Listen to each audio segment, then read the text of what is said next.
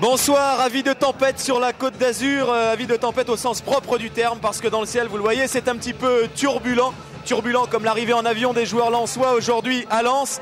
Avis de tempête également sur la pelouse pour ce match excessivement important entre l'AS Cannes et le Racing Club de Lens. L'AS Cannes, ça n'est plus une surprise, qui joue son maintien et les Lensois qui ont à défendre une première place, une place de leader au classement du championnat de France. On ne va pas parler de défaite interdite, de faux pas interdits, Fabrice, mais plutôt de victoire obligatoire ce soir pour l'une ou l'autre des formations. Oui, bonsoir Christophe, bonsoir à tous. C'est vrai que ce soir, la victoire est primordiale. Le match nul n'intéresse aucune de ces deux formations. Il faut absolument gagner. Du côté de l'AS Cannes, vous venez de dire Christophe, ils ont 4 longueurs de retard sur Rennes qui a donc le premier non relégable et il faut impérativement donc pour l'AS Cannes essayer de glaner ces 3 points face à Lens pour revenir et pour espérer être encore dans la course finale pour se maintenir en première division. Et puis du côté du Racing Club de Lens, eh bien, il y a une première place à défendre. Donc il faut absolument gagner ces 3 points également.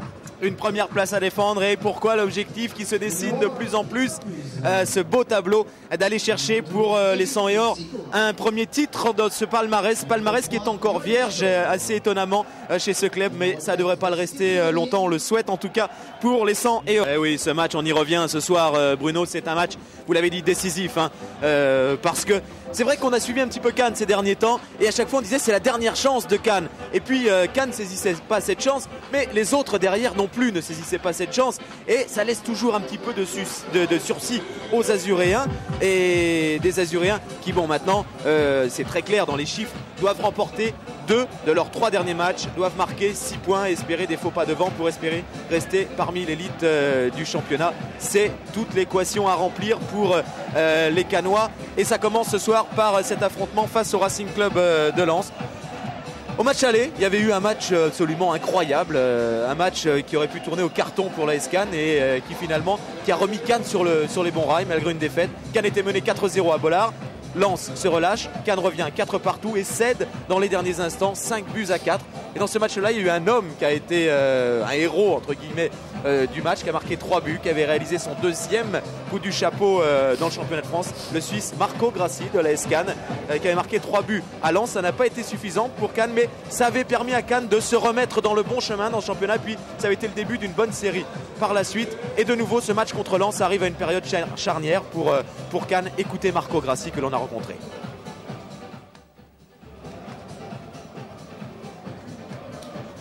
Pour ce match-là, on était bien revenu, on est arrivé à quelques points du maintien et malheureusement on a raté quelques matchs à domicile surtout dont on devait gagner absolument.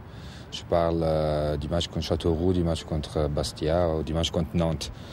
Là, à 3 matchs de la fin, il n'y a plus de questions à se poser, il n'y a plus aucun cas il faut faire des comptes.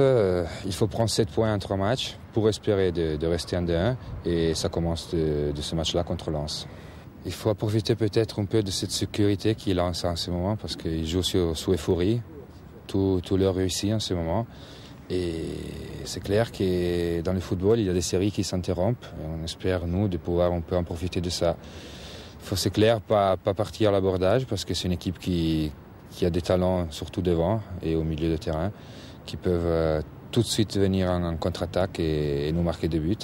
Il faudra rester bien en place et peut-être nous essayer de les contrer parce qu'eux, ils vont jouer sous ces euphories, ils vont attaquer, ils veulent gagner le championnat. Ça veut dire qu'ils vont jouer chez le dernier pour gagner. Et nous, il faut profiter de cet espace. Nous, on joue mieux quand les équipes ils nous laissent des espaces. Par contre, on a des problèmes quand c'est nous qui doit créer le jeu et créer les occasions. Alors je pense que Lens, ça tombe bien. C'est une équipe qui va venir ici pour jouer et c'est à nous d'en profiter, créer l'espoir de la journée du championnat. Alors vous le voyez, Marco Grassi, lui, il espère que l'équipe du Racing Club de Lens vienne ici pour jouer, pour aller de l'avant, bien sûr, pour gagner ce match et les 3 points. Mais on va le voir tout à l'heure, est-ce que Daniel Leclerc, lui, il va aller la fleur au fusil et il va aller presser cette formation cannoise très très haut. On le verra un petit peu dans la composition de l'équipe et puis dans le dispositif mis en place également par Daniel Leclerc. Daniel Leclerc qui est avec ses dirigeants le seul homme à connaître le résultat ce soir d'un autre match important de cette journée de championnat, match avancé que vous avez pu suivre sur Canal Numérique. Vous pouvez peut-être encore suivre parce que je crois qu'on est dans les arrêts de jeu avec Jean-Paul Jaude. On va aller jeter un petit coup d'œil sur ce qui se passe à Saint-Symphorien. Géraldine Laveste me signale que le match est terminé. Eh bien Lens, sachez-le, Lens, puisque vous voyez le résultat, Lens n'est pas leader au moment d'aborder ce match.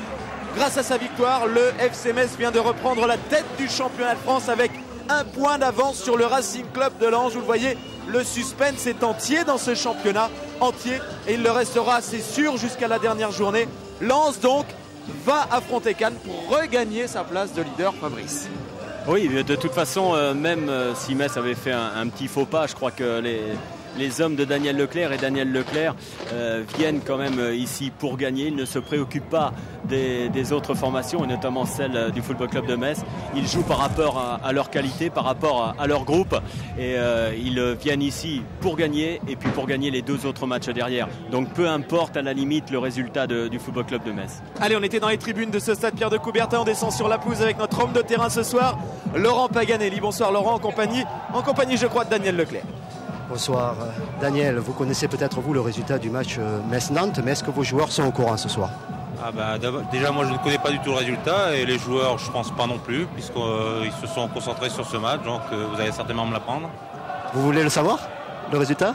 Oui, ça m'avancera un peu, tout simplement. En fait, Metz l'a emporté par 3-2.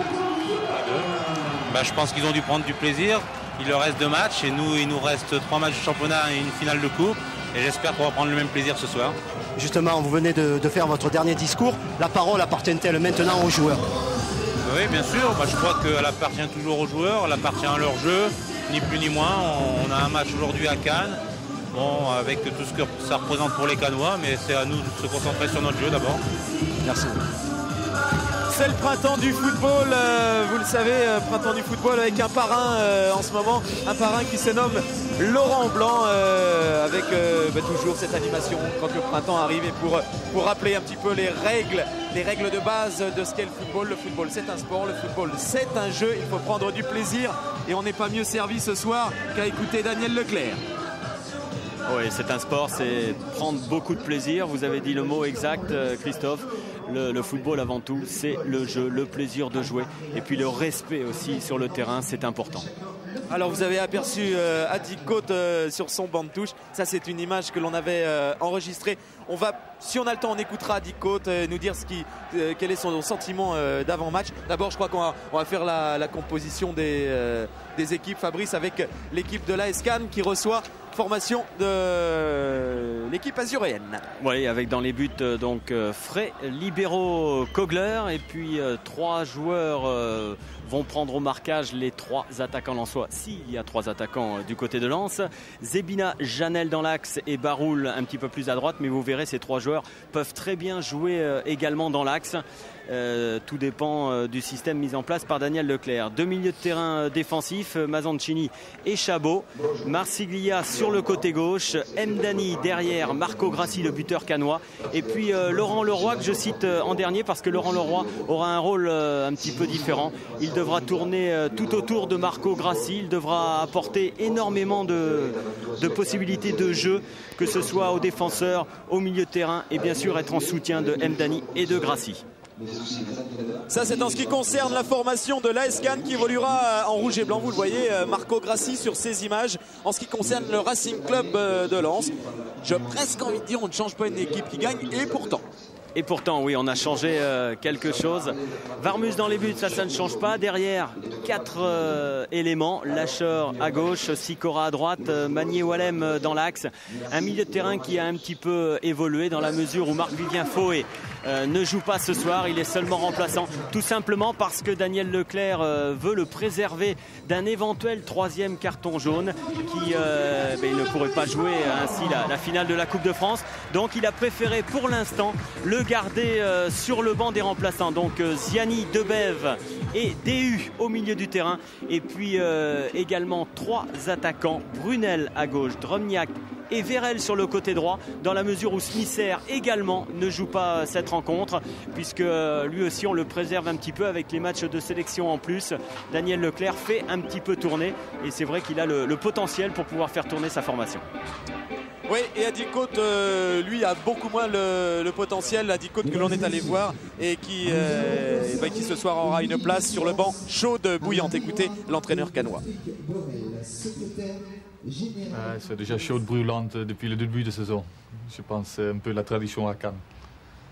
Donc là, il n'y a rien qui a changé. On est venu vous voir ces derniers temps. Chaque fois, on disait c'est la dernière chance. On a vraiment le sentiment que là, c'est la toute dernière chance. Ouais, en fait, on a eu déjà notre dernière chance. À peu près 5-6 fois. Chaque fois, quand on se dit si on fait ça, si on fait ci, on ne le fait pas. Et là, grâce aux résultats des autres, on a encore une dernière chance à nouveau. Et si on le perd contre Lyon, on a à nouveau une dernière chance. Mais on doit être réaliste. Chaque fois qu'on avait cette dernière chance, on ne l'a pas pris. Vous semblez pessimiste? Moi, je reste toujours optimiste, mais je suis aussi réaliste. Je pense maintenant, on a 80% de chances d'être en D2, on a 20% de chances d'être en D1. Ça ne veut pas dire qu'on a perdu, parce que 20%, c'est quand même beaucoup. Donc, on va jouer ces 20% à fond. Oui, on peut faire confiance aux Cannois qui nous ont offert de belles prestations récemment, notamment contre Marseille et un spectaculaire 3 partout ici au stade Pierre de Coubertin. Pendant que vous écoutiez Adi Côte, une minute de silence a été respectée en la mémoire de Patrick Borel, qui était secrétaire général de la section amateur de la Cannes. Patrick Borel qui est décédé donc. Et une minute de silence a été respectée en sa mémoire. Des banderoles également ont été faites parce qu'il était quelqu'un de très aimé ici au club. Allez, monsieur Kalt, assisté de messieurs Renaudin et Delorme pour officier dans cette rencontre. Les 22 acteurs sont en place. Reste un petit peu de monde à placer le long des lignes de touche là-bas. Et voilà, ce match démarre. Coup d'envoi donné par les Cannois et première interception, celle de Tony Vérel. Mazoncini. Et premier coup de sifflet de monsieur Kalt dans le jeu. C'est un coup franc au Cannois. Et du côté du Racing Club de Lens, Christophe, les doutes sont levés, hein. Ils sont venus bien sûr pour remporter ce match et puis pour exercer toujours ce pressing très haut qu'ils ont l'habitude maintenant de faire, avec en priorité les 3 attaquants, que ce soit Brunel, Drobniak et Vérel. C'est eux qui déclenchent le pressing et bien sûr derrière cela fait bloc avec les 3 milieux de terrain et les défenseurs. Walter Kogler, l'Autrichien, long ballon devant. Pris de la tête par Lachor et ensuite par Barul, touche en faveur des Lensois.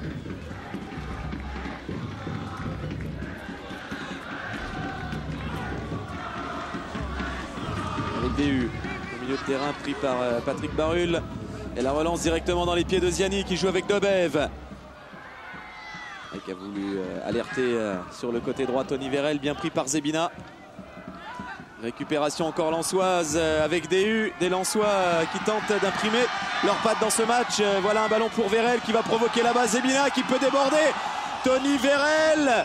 Et pas de coup de sifflet de monsieur Kalt. Si maintenant, mais pour signaler un corner. Oui, il a laissé l'avantage pour Tony Vérel. Malheureusement pour les Lensois, il n'a pu aller complètement au bout. Il aurait pu revenir peut-être sur la faute, mais il a préféré laisser l'action se poursuivre. Et donc c'est un corner lensois. C'est le premier corner de cette rencontre en faveur des Lensois. Frappé par Ziani, un ballon qui a du mal à sortir, que Lachor met derrière pour Brunel. Il y avait une position de hors-jeu. Avec un élément également qu'il faut citer, on l'a dit en ouverture, mais il y a énormément de vent.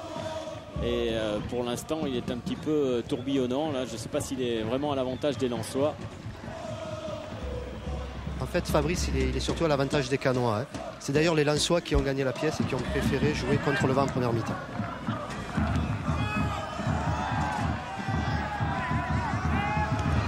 Allez, un ballon là-bas sur le côté gauche, Marsiglia qui a voulu changer de côté, mais l'intervention de Philippe Brunel qui joue avec Lachor. Ziani. Lachor encore dans l'axe avec Frédéric Déhu. Et c'est Mazoncini qui relance sa formation. Oui, c'est bien fait sur le côté gauche, complètement isolé. Marsiglia, frappe canoise, elle n'est pas cadrée, cette frappe de Michael Marsiglia. Mais dangereuse pour Guillaume Varmus, première alerte contre les Lensois. Oui, une bonne préparation à droite, un relais avec Mazoncini et puis Chabot qui peut décaler donc sur Marsiglia. Même si là, Varmus était quand même sur la trajectoire du ballon.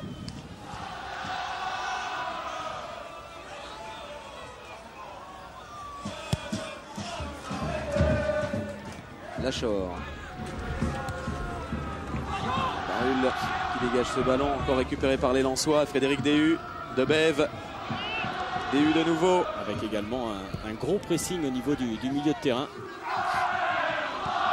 Il est évident que tous les ballons récupérés dans cette partie du terrain sont extrêmement importants et on peut aller très très vite devant. Côté Lensois, on récupère souvent le ballon par Debève, Ziani et on alerte les attaquants qui appellent en profondeur. On a aperçu les remplaçants canois. Brièvement. Jimmy Capour, Steve Renet, Epo. Les supporters lensois, eux, de nouveau, ont fait le déplacement en masse. Il y a du monde au stade Pierre de Coubertin. Ça s'est rempli tardivement parce qu'on est resté bien au chaud jusqu'au dernier moment. Et puis les remplaçants de Lens, tiens. Allez. Éloi Marie-Cheffaut et Smisser et Xavier Méride qui pense très fort ce soir à Mathilde. Xavier Méride.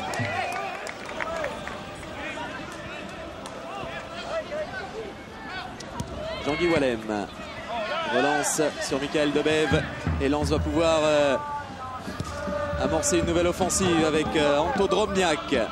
Et pour l'instant, le match est parti relativement rapidement, un petit peu foufou, je dirais, avec beaucoup de passes à l'adversaire, un petit peu d'imprécision. Il y a surtout, Fabrice, les deux entraîneurs qui demandent à leur équipe de jouer dans la profondeur. Pas de ballon en retrait, surtout de trouver dans les espaces les attaquants et de suite. Oui, peut-être plus facile du côté lensois dans la mesure où il y a un joueur, et notamment ce joueur, c'est Tony Vérel, qui appelle systématiquement, qui offre toujours une solution au porteur du ballon en profondeur. Donc de ce côté-là, il n'y a pas de problème. Lui qui a l'habitude de jouer sur le flanc gauche, et bien là, il remplace Smisser et il va jouer sur le flanc droit, mais ça lui pose aucun problème. Il s'adapte aussi bien à droite qu'à gauche. Côté de Cannes, c'est un petit peu plus compliqué dans la mesure où Grassi appelle moins quand même ce genre de ballon. C'est plus quelqu'un qui joue en pivot et c'est à Leroy de tourner autour et d'offrir des solutions au porteur du ballon. Michael Debève qui peut centrer de nouveau, c'est repoussé. Les ballons dégagés cette fois, et pourquoi pas exploité par les rapides attaquants canois et notamment par Laurent Leroy qui a été le premier, le plus prompt à aller chercher ce ballon devant Johan Lachor. Laurent Leroy, et la faute du défenseur lensois sur Leroy qui sera, c'est certain, l'un des hommes à surveiller dans ce match. Laurent Leroy qui est un attaquant et qui progresse énormément. Oui, Laurent Leroy qui a fait énormément de progrès au contact de Vandenborg. Il lui a appris notamment tous les déplacements, les appels de balles, les contre-appels. Lui qui jouait peut-être trop en première intention.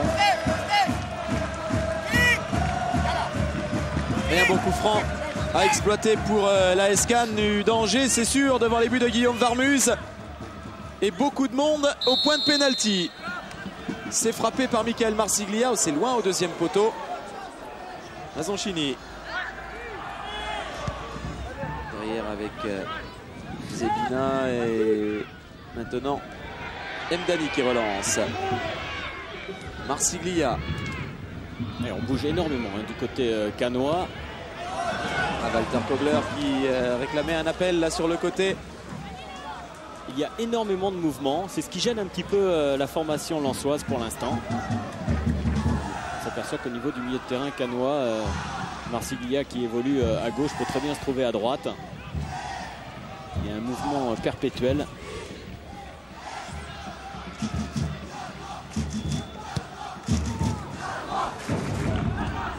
Lachor à la tombée, mais récupération. Kogler qui relance avec Marsiglia. Ça file jusqu'à Mazoncini. Déséquilibré par Déhu. Nouveau coup de sifflet logique de Monsieur Kalt. Marsiglia. Oui, pour l'instant, les Canois un petit peu plus présents sur la balle. Plus présents dans la conquête également. Oui, pour Janel, pas facile devant Todrobniak et il a dégagé ce ballon. Janel en touche. Mais comme ce ballon a été touché par Drobniak, c'est touche en faveur des Canois.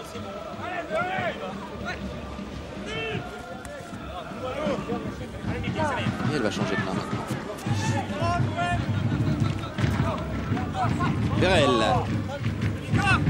Ah, bien fait avec Stéphane Ziani. Et tout de suite beaucoup de monde autour de Stéphane Ziani, notamment Mazoncini qui en taclant est allé prendre ce ballon.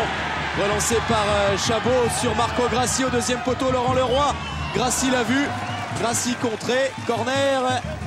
Et premier corner canois. Cannes qui entame très bien cette rencontre.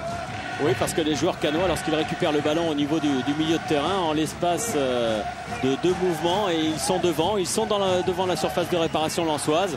Et on alerte très rapidement Marco Grassi qui est extrêmement mobile ce soir. Et avec Leroy également qui offre une solution. Ça pose problème pour l'instant à la défense lensoise. Corner joué au premier poteau, renvoyé par la défense lensoise et par Jean-Guy Wallem sur Frédéric Déhu qui lui lance Tony Vérel, le seul en pointe. Un petit peu isolé. Debev qui va changer le jeu un petit peu là. Debev, non, se ravise finalement et reste sur ce côté là-bas avec Ziani. Déhu, ça s'est bien fait ce mouvement en triangle, ça permet à Sikora d'aller déborder là-bas et de centrer maintenant. Centre contré par Mdani.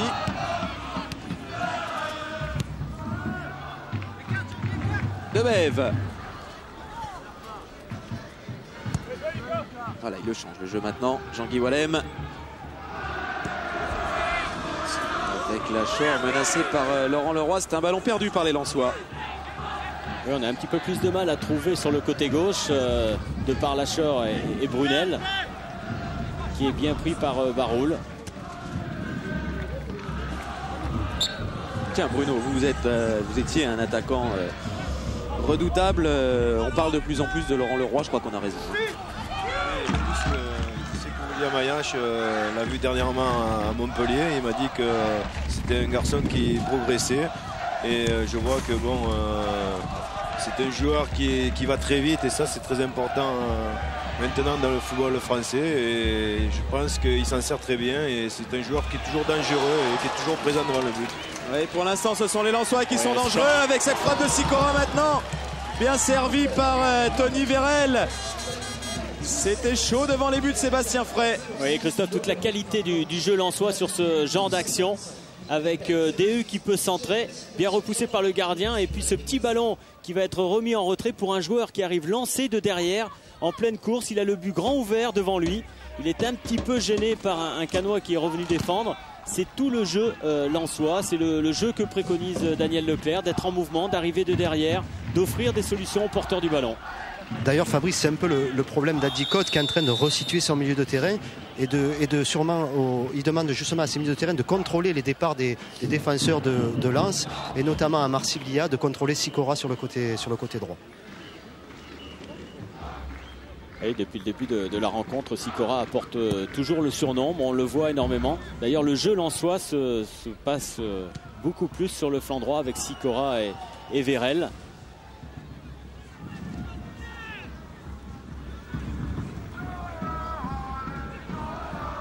Et Tony Vérel est un joueur qui est en permanence en mouvement. On a perdu un ballon là. Qui est allé se coincer entre une barrière et les anciens bancs de touche canois. Donc c'est un nouveau ballon sur la pelouse. Ziani. De lancer Brunel, c'est un bon ballon bien dosé par Stéphane Ziani et Brunel qui peut centrer et ça permet à Lens d'obtenir son deuxième corner de la rencontre après maintenant un peu plus de 12 minutes de jeu, toujours ce score de 0-0 entre les deux formations, mais on sent qu'un but lancerait définitivement le spectacle et pourrait rendre ce match complètement fou. En tout cas, il y a énormément de monde dans la surface de réparation cannoise. DU est monté, Wallem également. Oh, et c'est pour la tête de Johan Lachor au point de pénalty qui est allé couper la trajectoire de ce ballon et qui a mis ce ballon juste au-dessus de la transversale de Sébastien Frey. Grosse occasion pour les Lensois. Et oui, il a pris le dessus par rapport à son adversaire direct. La balle un petit peu pas assez haute pour lui. Un peu trop basse. Belle sortie de Chabot là devant Ziani et le Roi qui peut donner ce ballon à Mazoncini. Walter Kogler.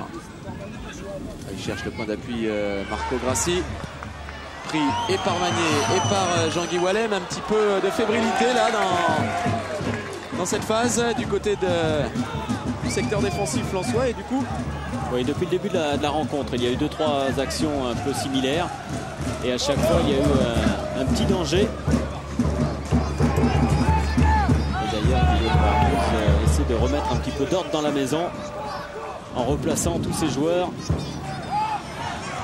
Ouais, c'est un bon ballon récupéré là par Janel et finalement dégagé par la défense lensoise. Pas tout à fait. Ce ballon qui traîne encore tout proche de la surface de réparation de Guillaume Varmus. Gare à la contre-attaque maintenant avec Michael Debève là-bas. Et le jeu se poursuit. Avantage laissé par Monsieur Kalt. Stéphane Ziani. Et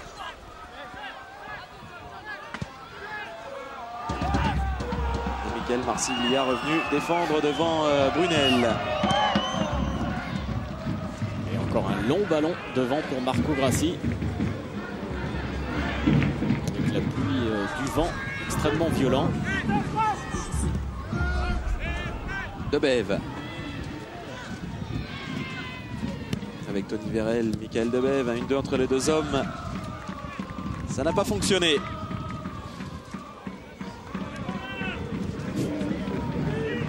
Ça souffle.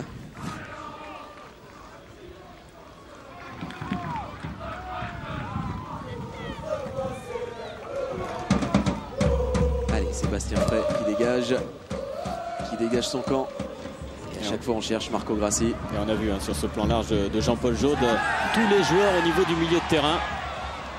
On essaie de remonter le plus vite possible au niveau de la ligne médiane, que ce soit d'un côté ou de l'autre. Il y a énormément de joueurs dans cette zone de terrain. Et là c'est la bagarre, c'est la conquête du ballon.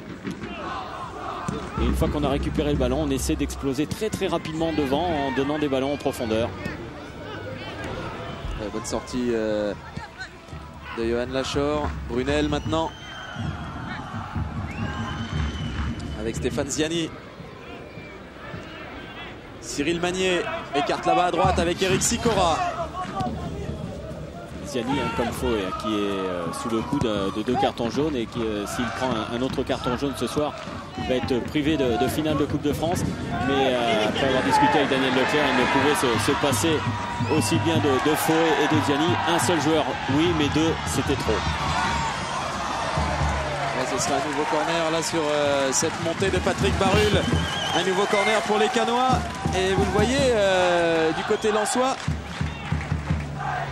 on fait un petit peu la grimace.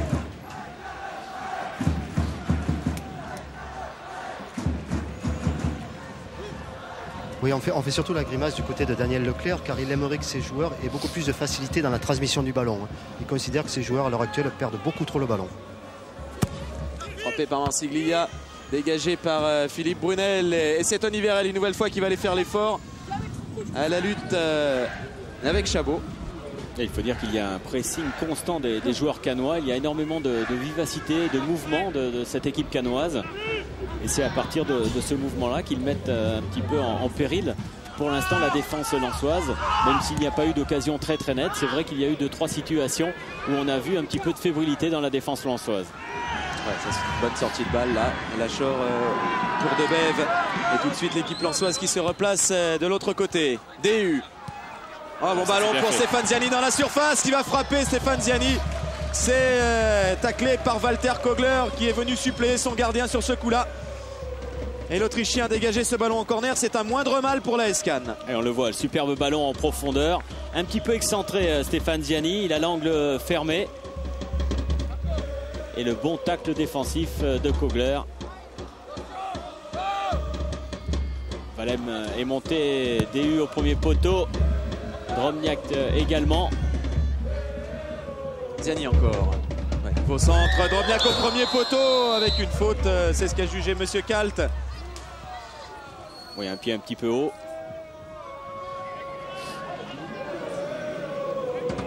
Drobniak qui se souvient l'année dernière avoir vécu un match difficile. Il était sous les couleurs basties.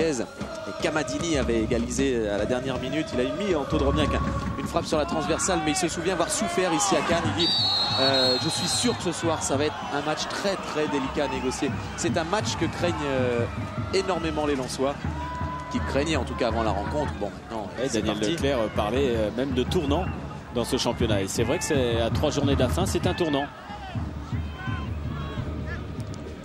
Chabot avec Laurent Leroy qui laisse filer pour Patrick Barulle, mais Philippe Brunel a bien suivi également.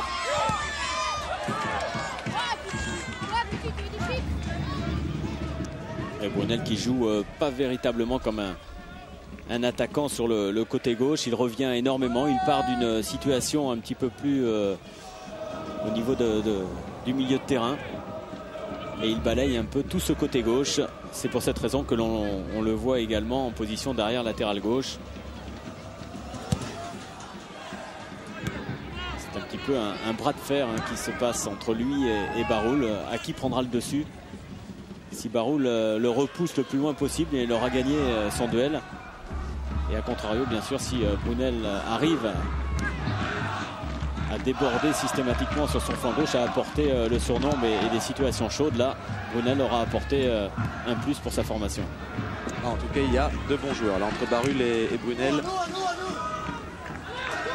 Très très bon jeune qui est Patrick Barulle. Il n'est pas vieux non plus Brunel, on le connaît un peu mieux. Il y a deux garçons d'avenir. Kogler et Lachor qui intervient devant Laurent Leroy. Chabot à la tombée, Patrick Barulle pour le relayer. Puis DU très grand devant Mdani qui n'est toujours pas ce ballon à terre. Voilà, Marco Grassi a bien senti le Suisse qu'il fallait poser ce ballon à terre. Il le fait bien et il peut écarter là-bas avec Marsiglia. Ouais, là c'est une transversale difficile à effectuer.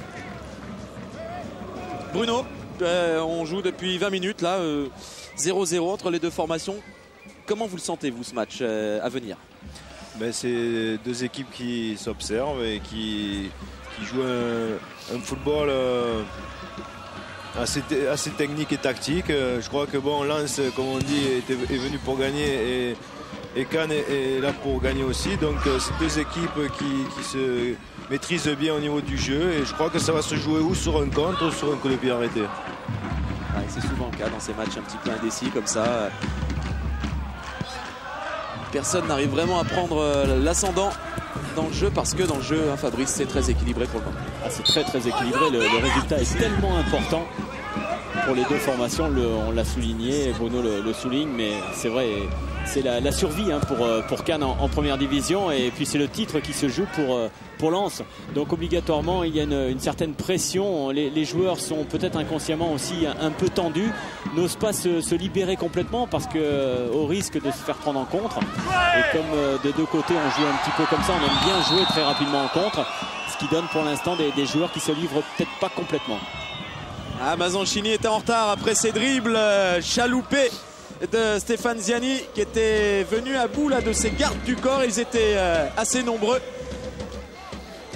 C'est un coup franc logiquement sifflé par Monsieur Kalt qui a toujours pas sorti de carton, qui arbitre très bien, qui tient très bien ce match. De toute façon, il y a vraiment un très bon esprit dans cette rencontre pour le moment, même si c'est un match important. Et à suivre ce bon coup franc pour les Lensois, botté par Ziani. Gare à la reprise de Debev, non, qui a hésité. Et dans ces cas-là, il ne faut pas hésiter. Ziani. Au centre. Oh, c'est bien fait, au deuxième poteau, Lachor. Oh, qui loupe cette occasion, Johan Lachor. Surpris, certainement. Et c'est la deuxième fois qu'il se retrouve en position idéale là, pour conclure devant Sébastien Frey. Et oui, parce qu'il arrive dans le dos de la défense, un petit peu isolé de tout marquage. Voilà, on le laisse un petit peu... isolé, on le laisse partir dans son dos et Johan Lachor se retrouve seul devant Frey. La première grosse occasion là pour le Racing Club de Lens. Et on a vu un petit manque de concentration de la défense cannoise. On laisse partir son adversaire direct. Et à l'arrivée, ça peut avoir une incidence énorme. Debève. Ce ballon pris par Mazzanchini qui écarte bien là-bas. Avec Marsiglia, le centre de Michael Marsiglia renvoyé par Cyril Magnier.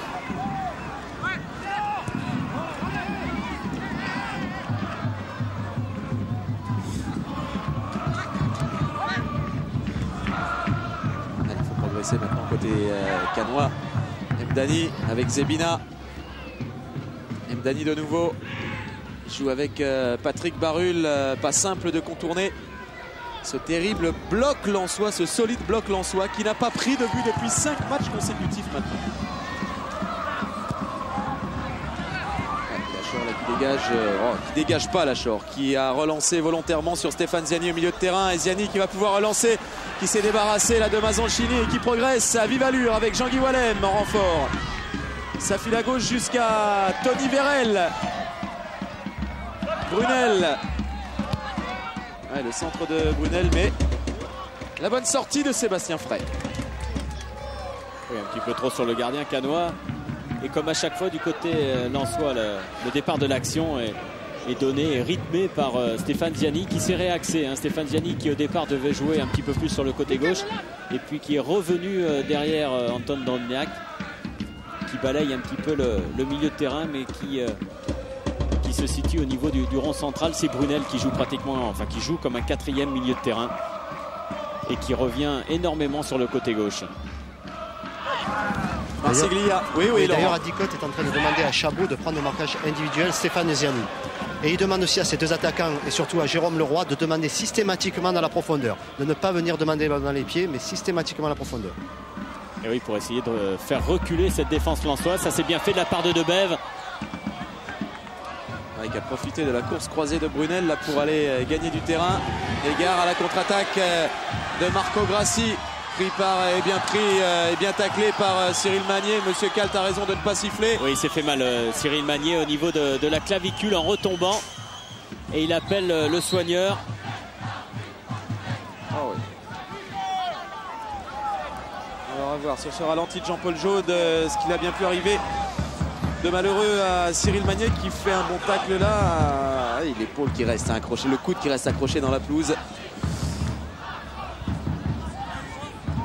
Là, regardez. Et le bras qui traîne. Oh, il s'est pris tout de suite l'épaule, c'est pas bon signe. Ça n'est pas bon signe pour Cyril Magnier. Et à la lutte, comme depuis le début de la rencontre avec Marco Grassi. Marco Grassi qui fait vraiment un superbe début de match. Ouais, il va sortir, j'ai l'impression, Cyril Magnier. Et on demande un changement. Ouais, Jean-Guy Wallem qui demande le changement. On va assister vraisemblablement à l'entrée en jeu de Xavier Méride qui devrait rentrer poste pour poste, qui est un solide défenseur. Xavier Méride, sélectionné au bataillon de Joinville. Un coup dur là pour les Lensois. Oui, c'est Xavier Méride.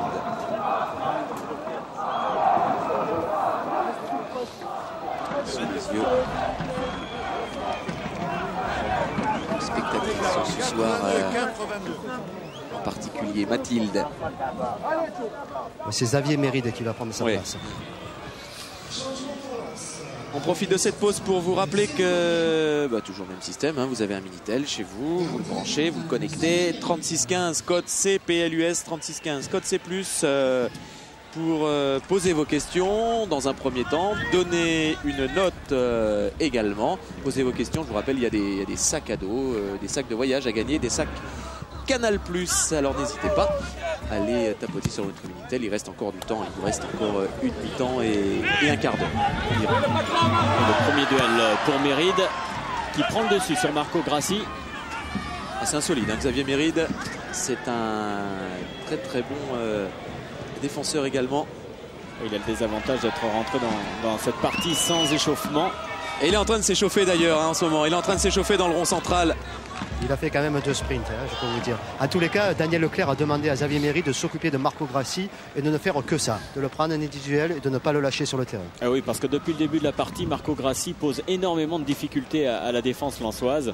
C'est lui qui appelle en profondeur. De par ses contrôles orientés, il apporte vraiment des solutions. Là, la solution, elle était avec la tête de Tony Vérel. David Mazoncini, mais bien pris par Michael Debève. Touche au Canois, mais une touche là-bas, tout proche du poteau de corner et de la ligne de but canoise. Dès qu'on a des nouvelles, hein, Laurent, évidemment, on donne des nouvelles de Cyril Magnier parce que ça peut être assez important pour la suite du championnat et éventuellement pour la finale de Coupe de France en ce qui concerne Cyril Magnier. Parce qu'il y a des échéances encore importantes à disputer côté sang et or.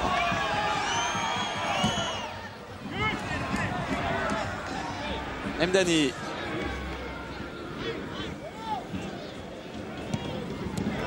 bien placé Michael Debève qui a bien anticipé et qui peut donner ce bon ballon à Vérel. Nouvelle talonnade, destination DU.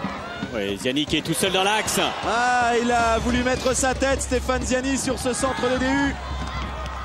Et il a loupé le ballon de très peu, le meneur de jeu lensois. C'est pas terminé pour les Lensois avec Lachor. Ziani, ballon difficile à négocier. Anto Drobniak et Mazoncini pour dégager son camp sur Grassi. Ça c'est un bon ballon pour Laurent Leroy qui va toujours très vite. Et Barmus qui était à la limite de sa surface de réparation.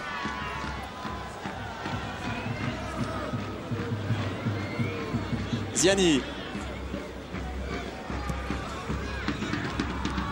Il cherchait Vérel, intervention de Zebina.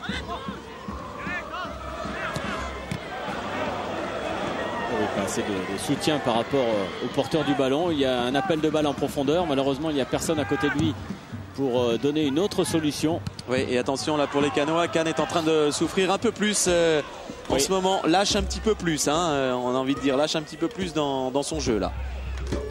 Et Vermus qui prend le ballon vraiment à l'extrême limite. Il attend au dernier moment le ballon qui revient dans sa surface de réparation. Oui, il y a un petit peu de précipitation d'un côté comme de l'autre d'ailleurs. Il y a pas mal de déchets dans la transmission du ballon, dans les dernières passes. Ziani avec Johan Lachor. Brunel remet à Lachor qui joue le long. Il cherche Anto Drobniak. Mais c'est passé. Janel n'a pu ajuster sa tête. Et ce ballon qui n'a pas laissé sortir Anto Drobniak, mais les Lensois vont récupérer. Il y a un petit peu d'hésitation là en ce moment du côté canois. Un match suivi avec attention par Pierre Lay.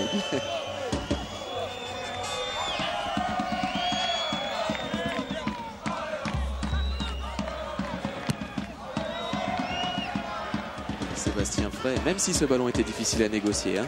Oui, quelques indications à propos de Cyril Magnier. Ce serait a priori une luxation de l'épaule. Ouais, ça ressemblait à ça en tout cas. Voilà. Ouais, donc c'est pas bon signe pour la suite de la saison.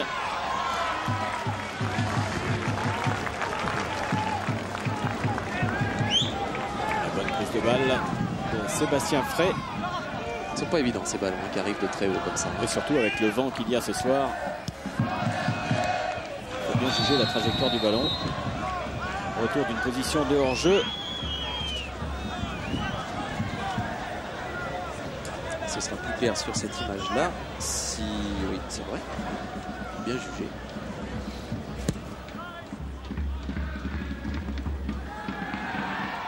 Janel.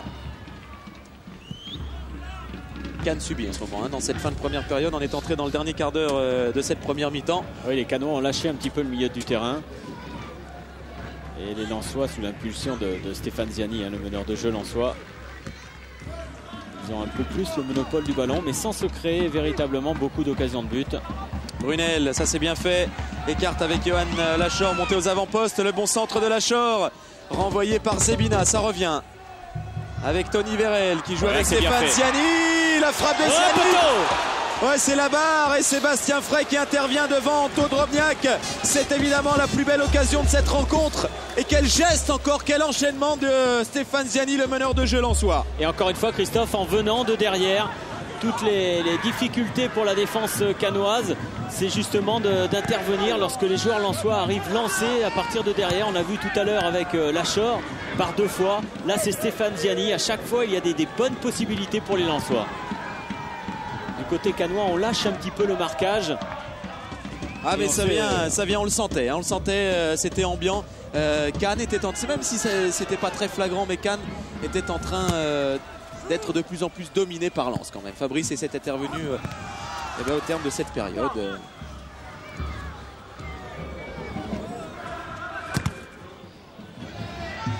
Lachor.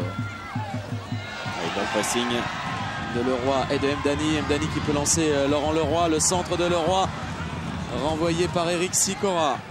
Oui, pourtant il y avait tout seul, alors que l'on revoit la frappe de Ziani. Il a essayé de lober le gardien cannois.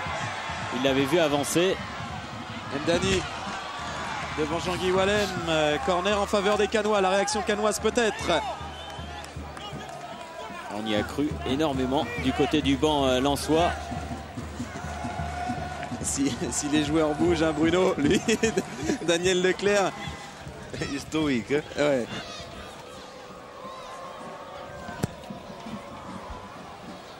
Le deuxième poteau fort, ce corner.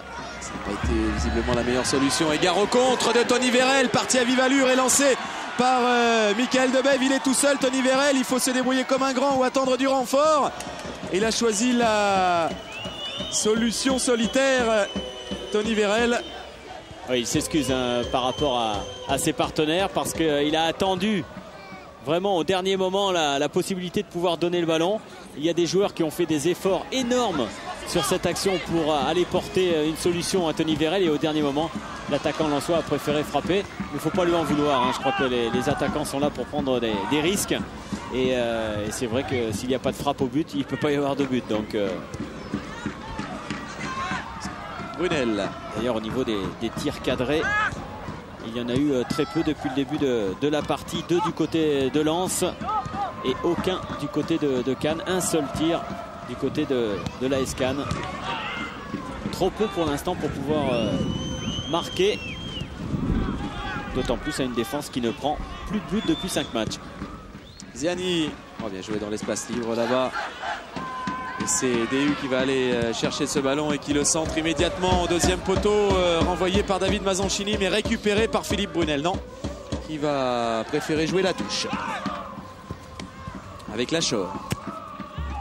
Ça, c'est pour Frey. Oui, pour l'instant, on n'arrive pas à trouver vraiment la bonne solution avec tous ces centres. On a du mal à trouver Drobniak. Pourtant, depuis le début de la partie, que ce soit à droite ou à gauche, il y a énormément de possibilités de centre. D'ailleurs, Antoine Drobniak n'a touché que 6 ballons depuis le début de la partie. Aucun tir et aucune occasion.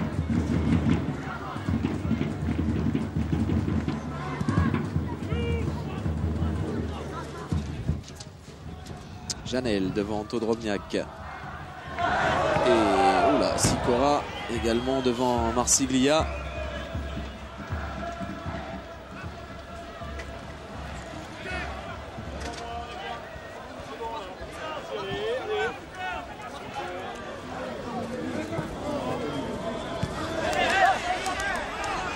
Lachor. Une vraie lutte là pour la conquête du ballon au milieu de terrain, et pour l'instant ça sourit, ça profite aux Lensois et à DU et à Debève maintenant qui organise le jeu là et qui demande des solutions. Il en a trouvé une avec Drobniak qui lui en trouve une avec Stéphane Ziani. Parti s'enfermer Stéphane Ziani, comment va-t-il s'en sortir face à David Mazzanchini? Avec Brunel peut-être, non. La bonne sortie de Walter Kogler qui va lancer immédiatement un très bon ballon pour Laurent Leroy. Et il fallait toute l'attention, la vigilance de Jean-Guy Wallem pour stopper cette action. Et on l'a vu, Jean-Guy Wallem, sur ce genre de situation, il n'est jamais très loin de son stopper et de l'attaquant adverse. Il peut ainsi couper à volonté toutes ces actions. Marsiglia. Obligé de revenir derrière. Michael Marsiglia avec Janel. Kogler. Mdani. Joue avec David Mazoncini. Action très vite avortée par les Lensois. Quelques imprécisions de part et d'autre en ce moment.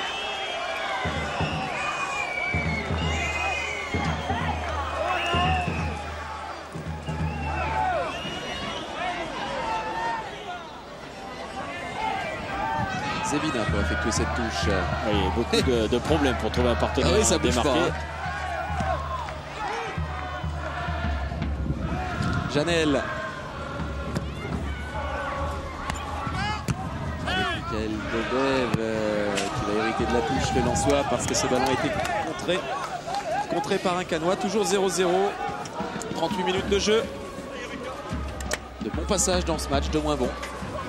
Il y a des temps morts, des moments où les deux formations éprouvent pas mal de difficultés à se situer sur le terrain, où collectivement ils ont du mal à concrétiser, et cela donne un match qui se joue sur un faux rythme.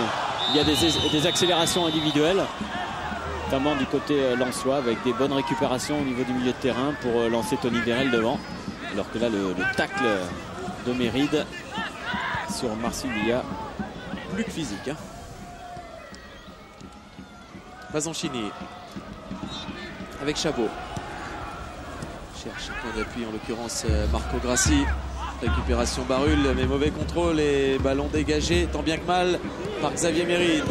Ballon toujours lensois néanmoins avec Ziani. Philippe Brunel qui a voulu changer le jeu là-bas sur Tony Vérel, mais directement sur Jonathan Zebina, et Mazoncini à relance avec Mdani. Zebina.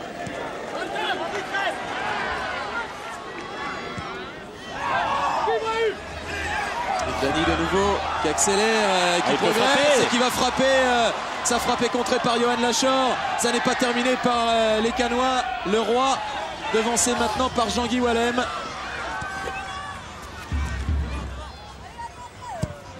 Il joue le long avec Tony Vérel, mais c'est sorti.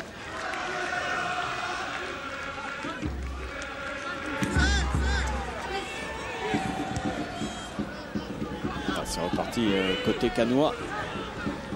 On essaie de faire tourner le ballon et d'avoir la solution en profondeur par le Roi ou dans les pieds avec Marco Grassi qui lui essaie de prendre le dessus sur son adversaire direct, d'apporter le décalage et ensuite d'enchaîner le mouvement. Marco Grassi qui nous disait que si 4 descendait, il aimerait tenter sa chance à l'étranger, notamment en Angleterre, mais vous savez que les choses ne sont pas simples en Angleterre pour obtenir des permis de travail, surtout pour les Suisses qui ne sont pas considérés en tant que joueurs CE.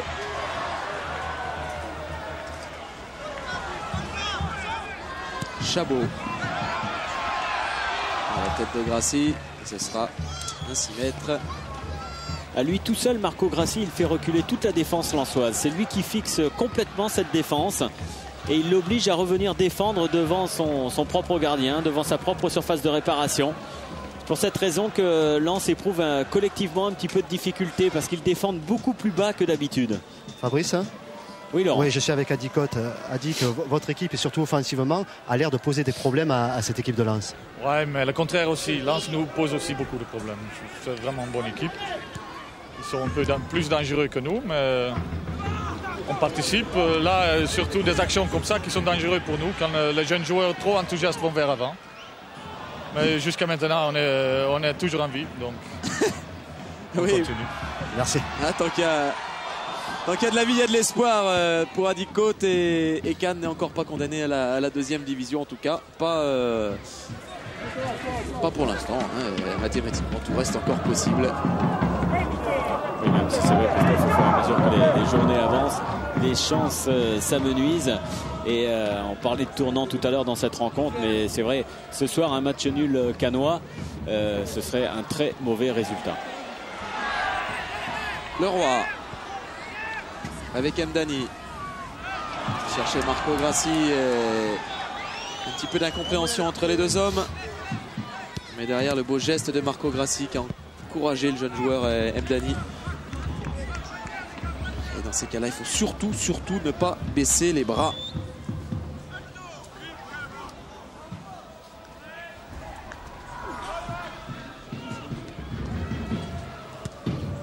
Chabot sur la tête de Brunel, ce sera une touche en faveur des Canois.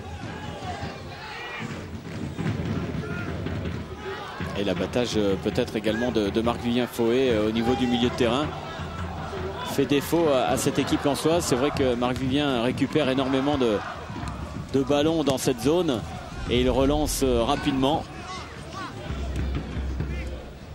Il permet aussi à sa formation de ne pas défendre trop bas. Sébastien Frey dégage, loin devant. Jean-Guy Wallem pour venir placer sa tête. L'autre tête de l'autre côté, celle de Patrick Barul. Maintenant Mazoncini et Wallem de nouveau.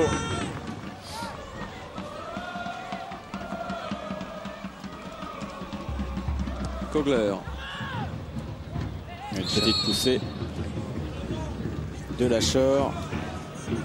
Marc-Vivien Faué à côté d'Arsène.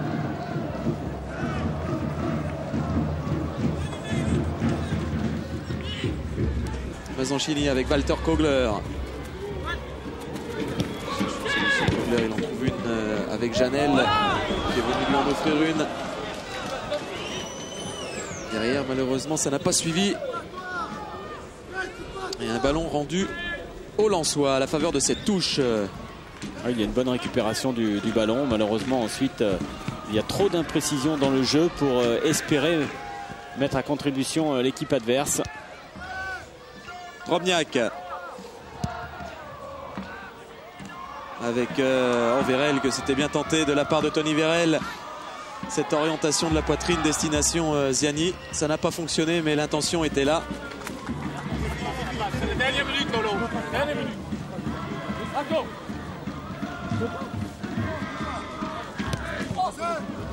À nouveau. David, là. Non plus. Nouvelle touche pour Eric Sicora. Avec Vérel qui a voulu jouer au milieu, mais au milieu récupération Marsiglia, gare à ce ballon donné en retrait. Et Chabot, in extremis, a pu glisser à son gardien. Barul. Et Lachor qui devance Mdani, qui poursuit Lachor son effort.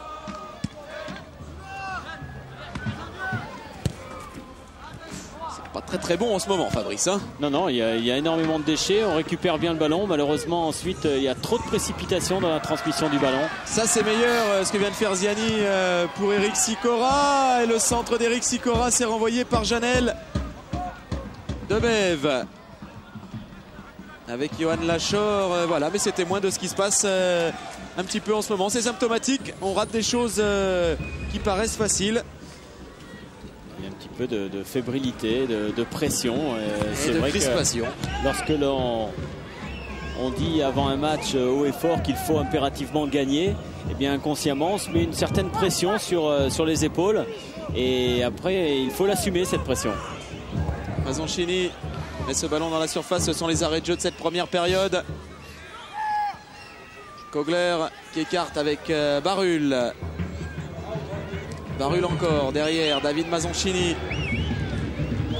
revient encore derrière, Walter Kogler de nouveau. Mazoncini avec Chabot, se débarrasse de DU Chabot et qui peut transmettre à Brahim Mdani, qui lui a vu le démarrage sur la gauche de Jonathan Zebina. Zebina qui vient buter sur Vérel. 1 minute 30 d'arrêt de jeu déjà, mais il y a eu des arrêts de jeu dû à la blessure tout à l'heure de Cyril Magnier. Voilà, et c'est la mi-temps sifflée par Monsieur Kalt sur ce score de 0-0. On a vu de bonnes choses dans cette mi-temps. On a vu notamment une frappe sur la barre de Stéphane Ziani, le Lensois. Et puis on a vu un jeu qui parfois semblait un petit peu crispé. Des matchs totalement indécis. Oui, c'est ça surtout, c'est la crispation, c'est le fait qu'il faut absolument gagner ce match pour rester en course pour le titre d'un côté et éviter la relégation pour l'autre côté. Et c'est vrai qu'inconsciemment, eh bien, on n'ose peut-être pas se livrer. Puis aussi également physiquement, peut-être que la succession des matchs du côté de Lens pèse un petit peu dans les jambes. Ouais, c'est ce qu'on va voir avec Stéphane Ziani. Stéphane Ziani, il y a peut-être beaucoup de pression autour de cette rencontre. Pensez-vous quand même que ce 0-0 reflète la physionomie de la première mi-temps? Non, je pense pas, honnêtement. On s'est créé quand même des occasions franches. Avec un petit brin de réussite, j'aurais pu marquer. En plus de ça, on a eu 2-3 coups bien menés, mais à chaque fois, dans le dernier geste, on manque d'application. Et ce qui fait que on reste sur notre fin, quoi. En tous les cas, la deuxième mi-temps maintenant, il va falloir que vous l'abordiez comment? Avec plus de volonté, plus de hargne, ou alors c'est la technique qui va faire la différence? C'est un peu de tout ça, et c'est sûr que maintenant, en plus on va avoir le vent avec nous, ça va peut-être être plus simple. Mais en tout cas, il va falloir un peu plus s'appliquer. Merci. Oui, c'est quand même ce qu'on a ressenti. Oui, on parlait de la dernière passe. C'est vrai que pour récupérer le ballon, il n'y avait pas trop de problèmes. Mais ensuite, pour la construction, là, il y avait un petit peu de soucis. Que ce soit d'un côté ou de l'autre. Du côté de Cannes, on a voulu jouer très rapidement devant pour trouver Grassi et Leroy. Et bien sûr, quand on allonge très rapidement, obligatoirement, dans la transmission du ballon, il y a du déchet. C'est normal. Et puis du côté lensois, eh bien, Stéphane Ziani l'a dit, c'est vrai que dans la dernière passe, il faut s'appliquer davantage pour se mettre en position de frappe. Les acteurs sont en train de rentrer sur la pelouse. Fabrice, je ne sais pas si on a le temps de donner une petite statistique. Allez, vite fait. Allez, oui, avant que l'arbitre soit de nouveau sur la pelouse. Allez, petite stat. Oui, avec 14 attaques du côté lensois, donc c'est quand même énorme. Et puis vous le voyez, beaucoup plus d'attaques sur le côté droit, tout simplement parce qu'il y a Tony Vérel qui joue sur ce flanc-là. Habituellement, il joue à gauche. Et les attaques sont relativement équilibrées puisque à droite, c'est Smisser. Ce soir, il n'y a pas Smisser pour l'instant. Et Vérel à droite touche beaucoup de ballons. Et puis l'activité de Ziani qui est un petit peu dispersée. Il touche beaucoup de ballons, mais il court énormément de terrain également, vous l'avez vu. Allez Laurent. Oui, je suis avec David Mazoncini. David, ce soir dans le jeu, doit-on s'attendre à un engagement sans limite de la part de votre équipe en deuxième mi-temps? Je crois que ce soir, il faut remporter le match à tout prix. Donc je crois que sans faire n'importe quoi, sans se désorganiser, on va tout faire pour remporter ce match. C'est les 45 minutes de vérité pour vous? Je crois que c'est les 45 minutes de la dernière chance. Et enfin, je crois qu'on joue gros sur ces 45 dernières minutes. Merci. Ouais, Bruno, c'est pas facile d'aborder une deuxième période comme ça. Pratiquement, on joue pas mal de sa carrière. Oui, on joue avec la pression et c'est toujours difficile. Comment vous le sentez? Vous avez un petit pronostic? Allez, oubliez que vous faites partie de la SCAN. Très honnêtement, vous avez un pronostic? Fabrice disait 0-0 et je crois qu'il n'est pas tellement loin du résultat. Ce qui signifierait que Lens irait réaliser son premier match nul hors de ses bases, parce que vous le savez, Lens c'est tout blanc ou tout noir à l'extérieur, c'est ou victoire ou défaite. Mais jamais de match nul cette saison du Racing Club de Lens à l'extérieur.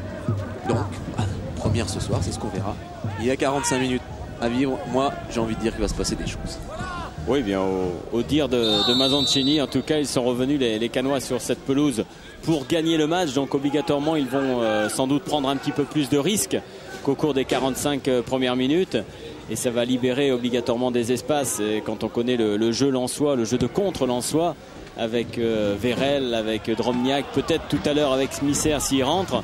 Et sous l'impulsion du meneur de jeu Ziani, il se peut qu'il y ait des belles choses et des buts avant la fin de ce match. En tout cas, nous on le souhaite. Ouais. Échauffement là-bas, me signale Bruno Bellone, c'est vrai. Échauffement de Lensois. Apparemment Vladimir Smisser et Marc-Vivien Faué. Non, ou Éloi, je vois pas d'ici. Complètement à l'opposé du terrain, c'est peut-être Éloi. Je sais pas s'il va faire entrer en jeu. Ça, ce sont les Canois. Kassi Saïd, Frenet. Oui, en fait, il y a Smisser et Éloi qui s'échauffent. Oui, c'est Éloi. Je pense que Faué, il va pas jouer. En fait, deux infos pour vous dire qu'à la fin du match, il y aura un contrôle antidopage. Oui. Et puis, donc, c'est une luxation de l'épaule pour qui c'est qui est sorti? Cyril Magnier, voilà. Pardon, excusez-moi. Marsiglia. Donc ça, c'est la mauvaise nouvelle quand même du côté lensois. la blessure de Cyril Magnier. Allez, Monsieur Cal qui laisse l'avantage. Sikora, DU avec Xavier Méride. Ouais, dans ce genre d'action, il est difficile de siffler un coup franc pour l'un ou l'autre. Les deux joueurs se tenaient. Donc autant laisser le jeu se poursuivre. DU écarte sur la gauche avec Johan Lachor.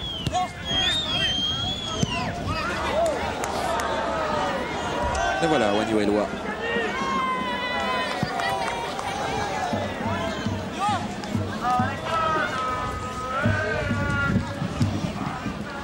Walter Kogler qui dégage ce ballon. Ballon qui revient sur la tête de Zebina.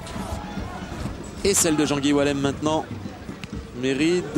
Oh, ça va être difficile à négocier ça pour Michael Debève. Sous la menace de Marsiglia qui la touche au canois. Jouer le long avec Marco Grassi. Ouais, mais il est complètement esselé. Marco Grassi, personne ne vient en soutien. Et il a retouché le ballon. Donc ce sera une sortie de but. C'est un petit peu le problème lorsque l'on joue vite devant comme cela. Lorsque l'on donne le ballon en profondeur pour un seul attaquant qui demande la balle. Il n'y a pas assez de soutien ensuite des milieux de terrain. Et obligatoirement pour l'attaquant, il est difficile de pouvoir conserver le ballon. Debève avec Eric Sikora. Stéphane Ziani, des erreurs inhabituelles. Vous le voyez, ça aussi, c'est un petit peu étrange, symptomatique de ce qui se passe sur le terrain. Lens n'est pas au mieux actuellement dans ce match-là.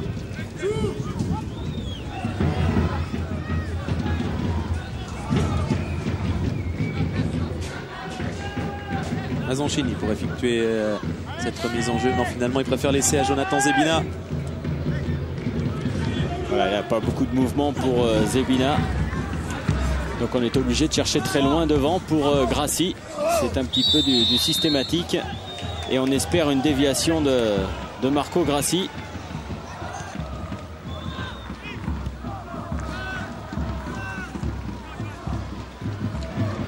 Ziani avec Lachor qui a voulu jouer le long, direction Philippe Brunel. Oui, on va voir en deuxième période si Brunel prend un petit peu plus le pas sur son adversaire direct et s'il joue un petit peu plus haut qu'il ne l'a fait en première période où pendant 45 minutes il a joué comme un milieu de terrain côté gauche. Varmuz qui est sorti comme un libéro pour prendre ce ballon, relancé sur Lachor. Christophe. DU, oui. Oui, je suis à côté de François Brisson. François, à voir s'échauffer les attaquants, on peut laisser supposer que vous allez prendre des risques maintenant pour gagner cette rencontre. Je crois qu'il faut gagner, même 1-0. Ça serait un très bon résultat ce soir. Il y a peu de possibilités pour l'instant. Il faut que tous les joueurs soient disponibles. Et il y a encore 40 minutes à jouer. Il y aura sûrement une occasion, il faudra être présent. Un match nul serait-il un mauvais résultat? Je crois que le match n'est pas fini. On ne parle pas de résultat tant que le match n'est pas terminé. Oui, il faudra suivre. Il faut pas parler de résultats avant la fin du match. Merci. Et François Brisson, l'adjoint de Daniel Leclerc. Debève. Et une position de hors-jeu signalée sur ce centre de Michael Debève.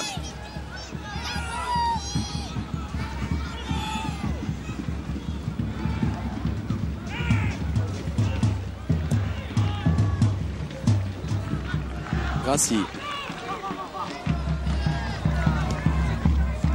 Face à Xavier Méride, et c'est le défenseur encore une fois qui a pris le dessus. Xavier Méride et qui relance impeccablement sur Tony Vérel.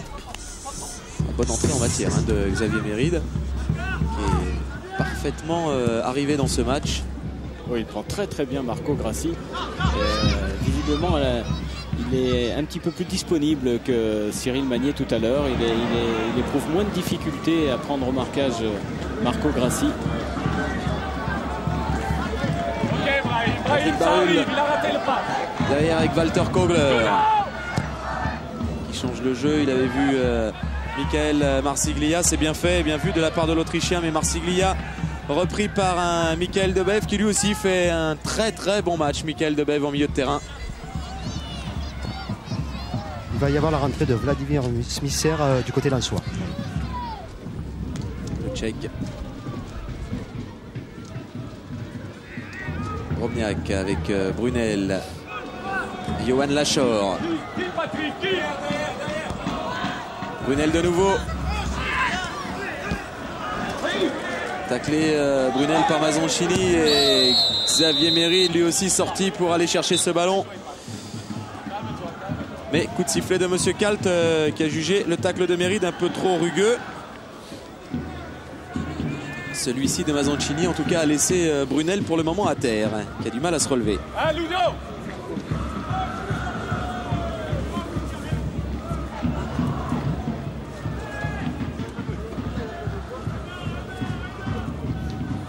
Christophe? Oui. Oui, je suis avec. On est toujours là. Vladimir Smisser. Oui, Vladimir, vous allez rentrer dans cette partie. Qu'est-ce que vous allez essayer de faire? Essayer de faire la différence? Ah oui, bien sûr.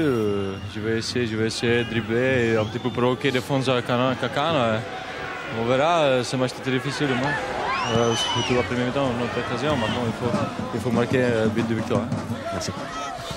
Il faut provoquer, il faut aller apporter le surnombre devant et puis essayer de se mettre en position de frappe. C'est indispensable pour un attaquant. Alors, il faut d'abord s'enquérir des nouvelles de Jean-Guy Wallem qui souffre. Alors ça nous a un petit peu échappé, on ne sait pas pourquoi. Voilà, Jean-Paul Jaude, lui, sait pourquoi. Ah, c'est en retombe. Il retombe lourdement sur la tête. Le coup également de... Le coup de coude de Marco Grassi. Ça va mieux pour Jean-Guy Wallem qui transmet ce ballon à son gardien, Varmuz. La relance à gauche avec Johan Lachor. Un très bon pressing canois sur ce genre d'action. Et le changement effectué maintenant côté lensois. Alors... Oui, avec la sortie de Drobniak. Remplacé donc par Smisser. Je pense que Tony Vérel va repasser dans l'axe et Smisser va repasser sur le côté droit. Et Smisser va être pris au marquage par Janel. Marquage individuel. Zebina lui s'occupe de Tony Vérel. Donc Zebina va repasser dans l'axe.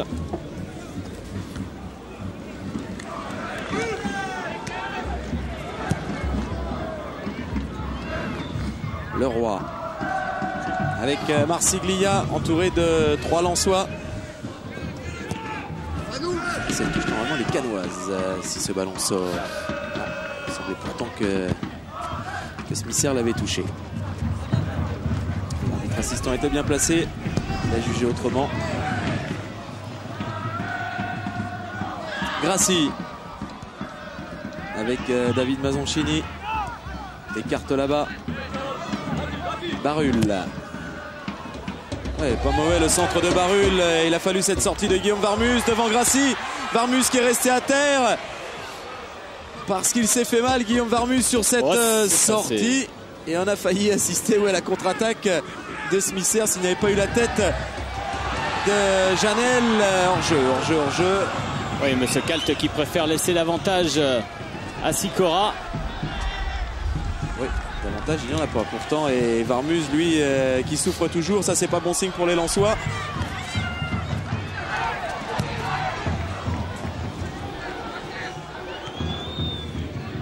Janel, c'est sur Michael Debève et le jeu se poursuit. Je ne sais pas si les Lensois ont bien conscience que leur gardien pour l'instant n'est pas en très grande forme.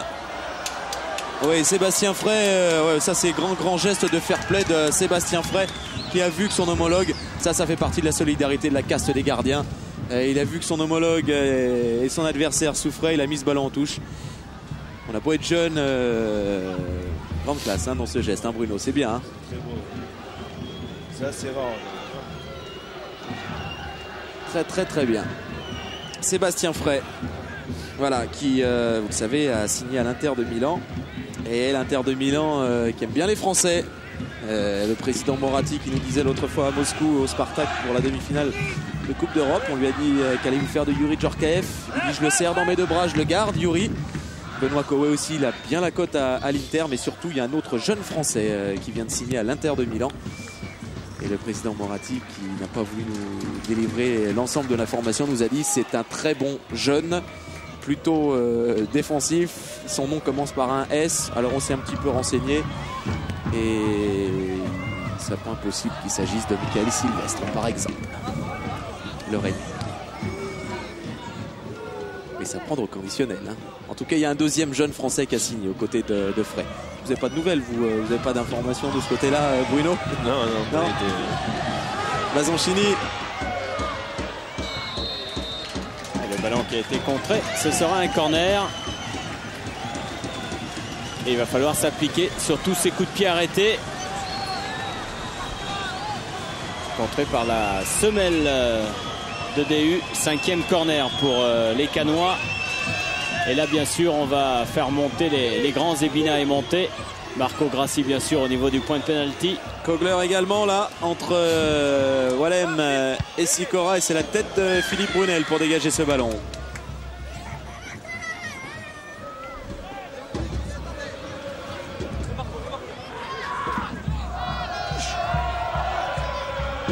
Grassi.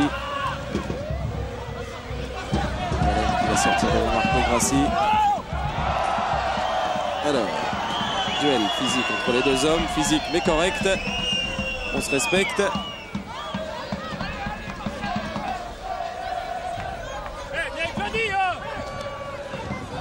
Deux belles plantes là.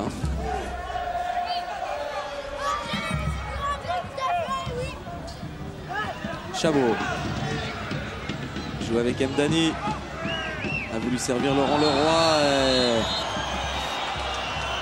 Déstabilisé, descendu par Johan Lachor là sur ce coup là. C'est un coup franc logiquement sifflé par Monsieur Kalt et c'est un coup franc très bien placé pour les Canois, très dangereux par conséquent pour les Lensois. Regardez, à une vingtaine de mètres, début de Guillaume Varmuz. Et c'est Marco Grassi qui s'applique à bien placer ce ballon et qui, selon toute vraisemblance, devrait frapper ce coup franc. C'est le seul gaucher de l'équipe. Hein. Et ouais, c'est le seul gaucher. Ouais, bonne remarque, Bruno. Et il les connaît, les joueurs de Cannes, hein, Bruno. Ah, c'est un coup franc qui échoue dans le mur et renvoyé par la défense lensoise.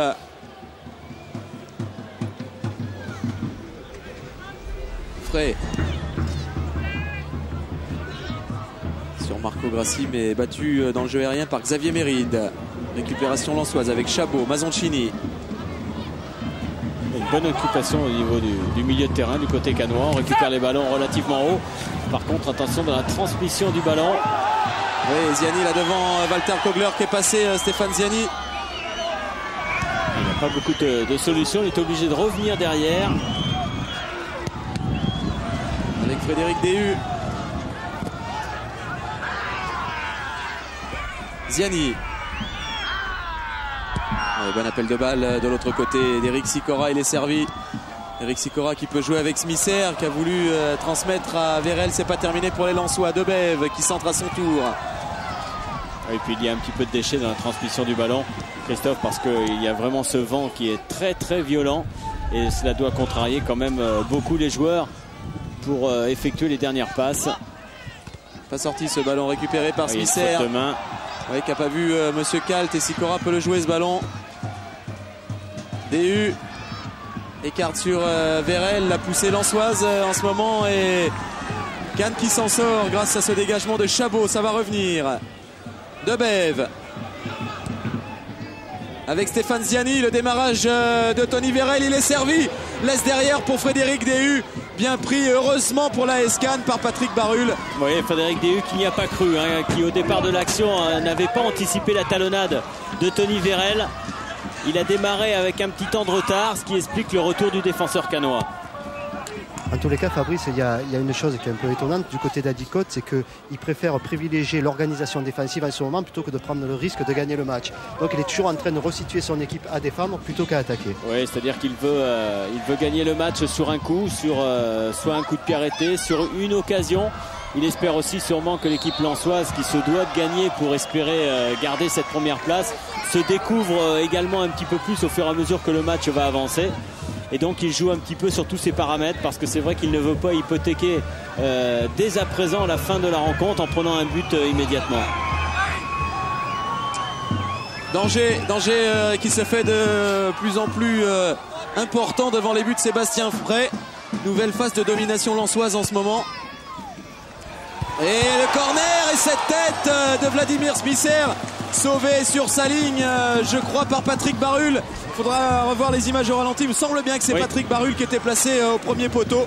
Oui, Smisser complètement seul, qui a pu ajuster sa tête hors de portée du gardien, mais c'est Barul qui peut enlever ce ballon.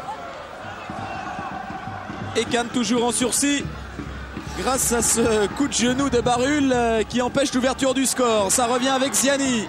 Et énormément d'occasions lensoises, en tout cas 4 occasions nettes du côté de Lens et 3 occasions de la tête sur les 4.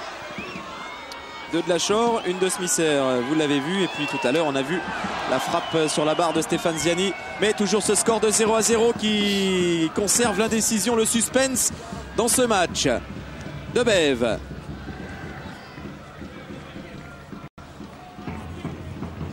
Écarte là-bas avec Johan Lachor.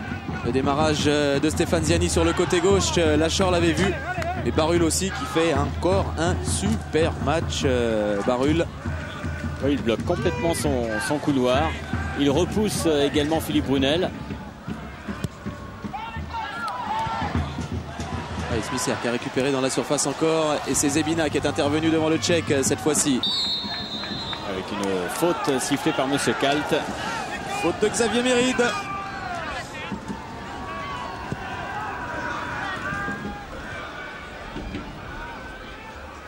C'est difficile quand même du côté de Cannes. On essaie de trouver très rapidement Marco Grassi en espérant qu'il puisse garder le ballon tout seul devant et attendre le soutien des milieux de terrain et des défenseurs.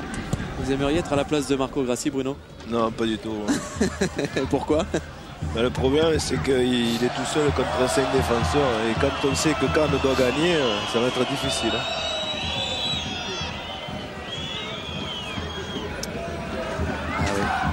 Pas simple, là, la position de Cannes. Là, il ne peut pas prendre de but, essayer d'en marquer. C'est compliqué pour une équipe qui est pour l'instant dans les bas-fonds du classement. Ça explique également le fait qu'il soit dans le bas du classement. Ce genre de match et toutes les difficultés à se mettre en position de frappe et à avoir des occasions de but.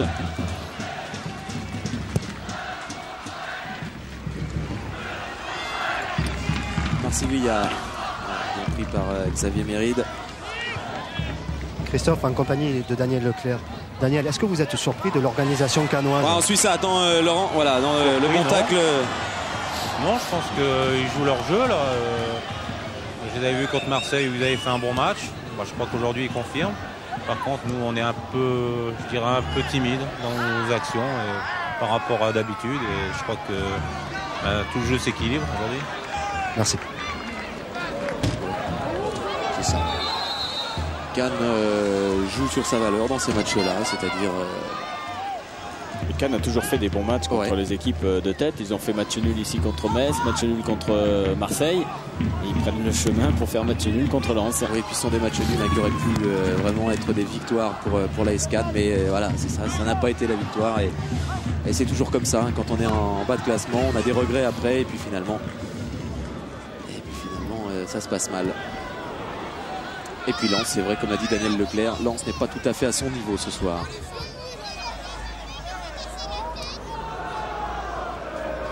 Ce qui est logique aussi, je crois que Lens est sur son nuage depuis un bon petit moment et c'est vrai qu'ils étaient un peu euphoriques avec la pression de cette première place, avec l'objectif Coupe de France également. On suit ça, ce centre d'Emdani renvoyé par Johan Lachor.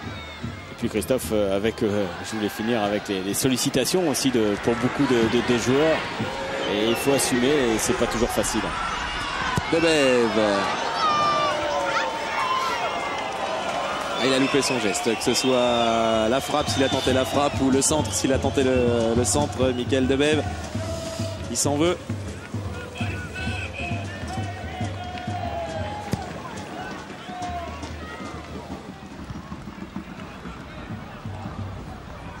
Lachor avec Philippe Brunel.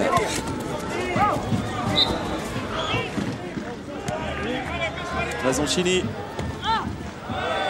pris par Philippe Brunel, mais irrégulièrement selon Monsieur Kalt. Et le coup de sifflet sanctionnant cette faute de Brunel, ce sera un coup franc. Et un changement que va nous annoncer Laurent Paganelli avant qu'il ne s'enfonce complètement dans sa veste chaude là-bas, Laurent. On va le faire s'activer un petit peu. Hein. C'est Didier Fronet qui va rentrer. Hein. Ah bon, voilà. Je vais aller me faire un petit sprint quand même jusqu'à lui.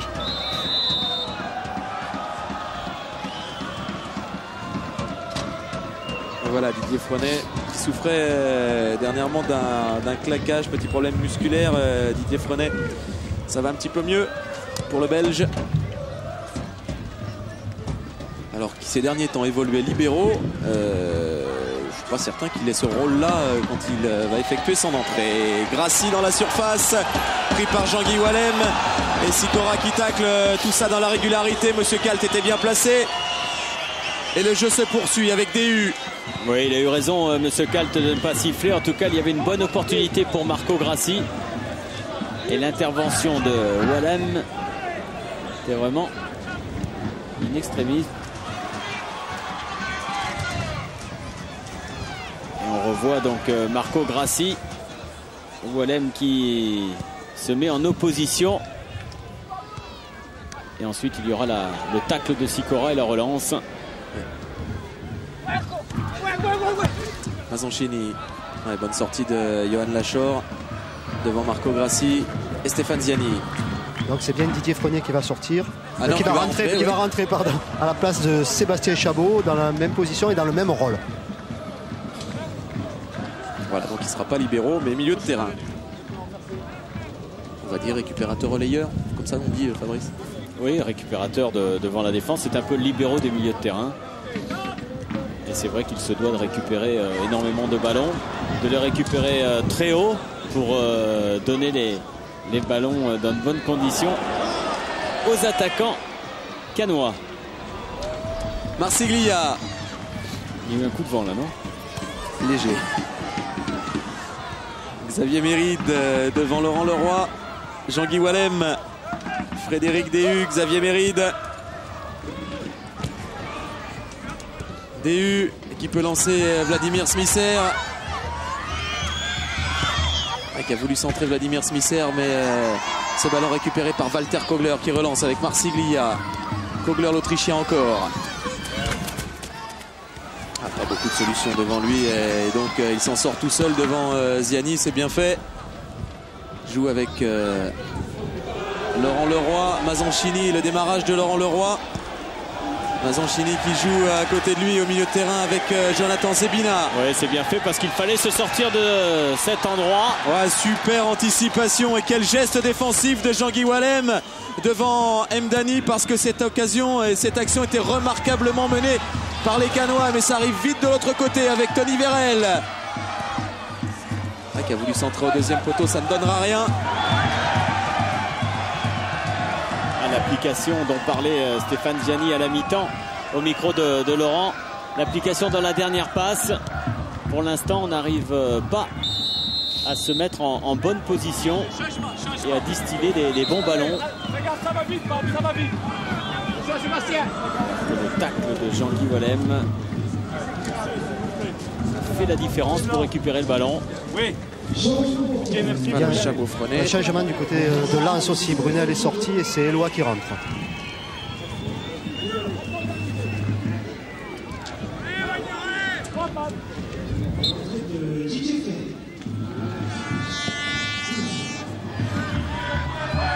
Recrue du marché d'hiver, tout comme Walter Kogler, tout comme David Mazoncini.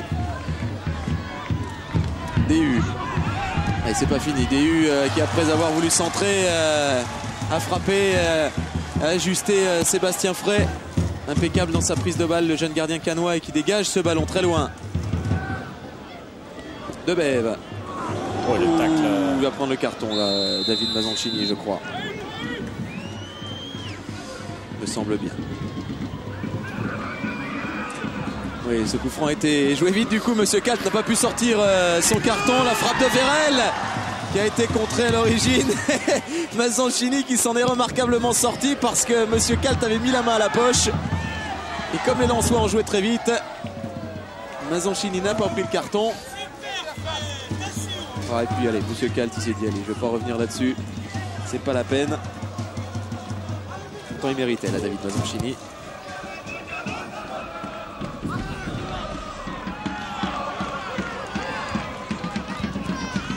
Sikora avec Michael Debève. Sikora qui a voulu chercher ce ballon devant Mazzanchini, mais c'est Mazzanchini qui s'est imposé malheureusement derrière. Vous voyez les approximations là dans le jeu canois. Oui, c'est toujours le même problème. Hein, de toute façon, il y a toujours une bonne récupération du ballon. La première passe est de qualité, va vers l'avant, mais ensuite il y a trop de déchets pour espérer aller porter le danger devant les buts de Varmuz. Wagno Eloi, son premier centre, son premier ballon, destination Vladimir Smisser. C'est pas terminé pour le Tchèque qui centre à son tour, renvoyé par Janel, la reprise de DU. C'est sans danger pour Sébastien Frey, mais de nouveau Lens qui petit à petit est en train de reprendre l'ascendant dans ce match. Oui, et Lens qui joue maintenant avec 3 véritables attaquants puisque Eloi se porte sur le côté gauche.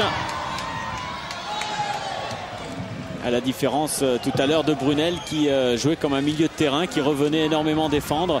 Là visiblement Eloi va se placer pratiquement comme un ailier gauche, donc avec Vérel dans l'axe et Smisser à droite. En tous les cas, il va y avoir sûrement du changement de jeu parce qu'il y a même Adi Cote qui change d'attitude et qui demande maintenant à ses joueurs de prendre des risques et d'aller de l'avant. De se livrer, il va sûrement encore faire un changement, donc on sent qu'il y a une prise de risque maintenant de la part de l'entraîneur de Cannes. Il pourrait faire entrer... il va faire entrer quelqu'un et c'est Laurent qui va nous l'annoncer. Je vois pas d'ici. Ah si, Kassi Saïd. C'est Kassi Saïd qui va rentrer, oui. Oui, donc c'est un attaquant. Il faut prendre des risques de toute façon. Les risques, les Lensois vont en prendre sur les coups de pied arrêtés, notamment sur ce corner. Frappé par Ziani, renvoyé par Walter Kogler. Match encore impeccable de l'Autrichien. Solide, hein, c'est sans surprise chez Walter Kogler. Le gros problème du côté de Cannes, on le voit, la récupération de Grassi est de qualité, il remonte le terrain, malheureusement il ne peut pas enchaîner son mouvement parce qu'il est tout seul, donc il est obligé d'attendre les joueurs qui arrivent de derrière et là bien sûr les défenseurs lensois prennent le dessus. Kamel Kassi Saïd qui va effectuer le dernier quart d'heure de cette rencontre puisqu'on entre dans le dernier quart d'heure de ce match. Je vous le rappelle, il vous reste un quart d'heure maintenant pour donner une note à ce match, donner une note à cette rencontre. Attendez les buts au moins, peut-être qu'il y en aura dans ce dernier quart d'heure. Sinon vous posez vos questions concernant cette rencontre à gagner des sacs Canal+. Et la manœuvre à suivre, toujours la même, votre Minitel 3615 code CPLUS, 3615 code C+. En tout cas du côté de Cannes maintenant on joue avec beaucoup plus d'attaquants. Kassi Saïd sur le côté gauche, Grassi dans l'axe avec Leroy. Marsiglia qui jouait sur le flanc gauche du milieu de terrain est passé sur le flanc droit. Ziani. Wagno Eloi là-bas, la lutte avec Walter Kogler et l'Autrichien a dégagé ce ballon en touche.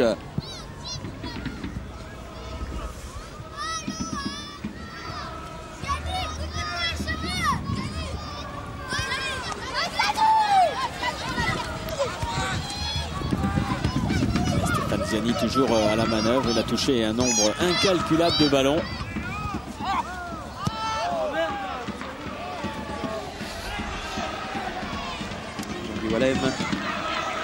Et Kassi Saïd qui va poursuivre son effort et son pressing devant Guillaume Varmuz. Oui, le petit problème c'est que personne ne suit derrière lui, donc obligatoirement Varmuz peut relancer tranquillement. Voilà, avec Vladimir Smisser.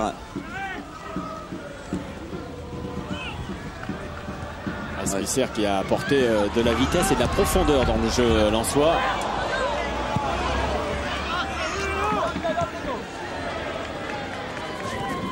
Marsiglia. C'est une faute, monsieur Kalt, c'est une faute de Frédéric Déhu.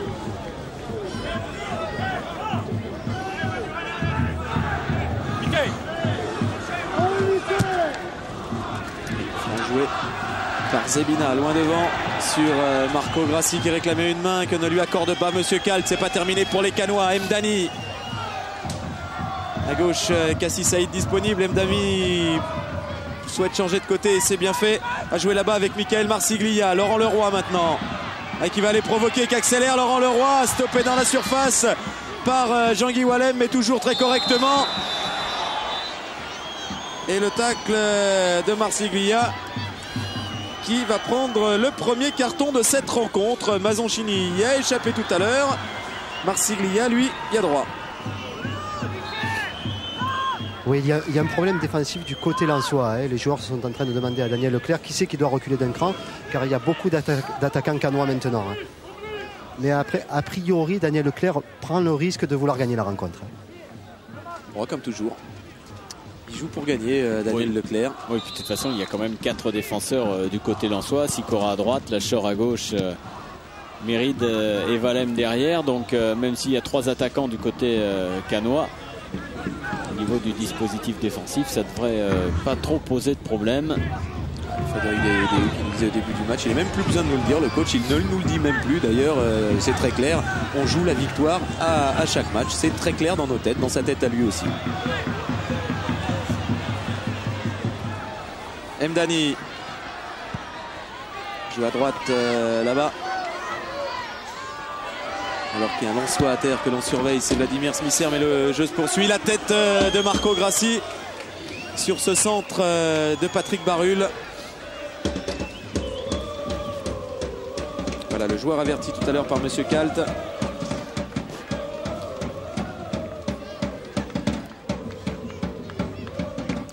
Bruno, on est bientôt à 10 minutes de la fin du match, ça sent bon, 0-0.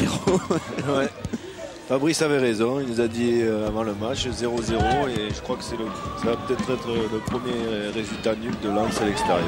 Ah, ça prend chemin pour l'instant, mais il reste une douzaine de minutes encore à jouer dans cette rencontre et il peut se passer des choses en 12 minutes. Et ça pourrait être le premier 0-0 canois puisqu'ils ont fait 6 matchs nuls à domicile, jamais de 0-0. Et autant dire que c'est un 0-0 qui ne ferait pas les affaires ni de Cannes bien évidemment, même pas de Lens. Je pense que Lens resterait quand même premier du classement. Avec une différence de... Ils ont 19 buts, non? Oui, ils ont 19 buts et Metz 18. Et Metz plus 18. Ouais, c'est ça. Donc ils resteraient encore en tête, Lens. Ce serait moins grave pour le Racing Club de Lens.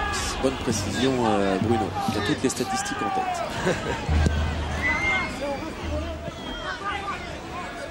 Kassi Saïd. Et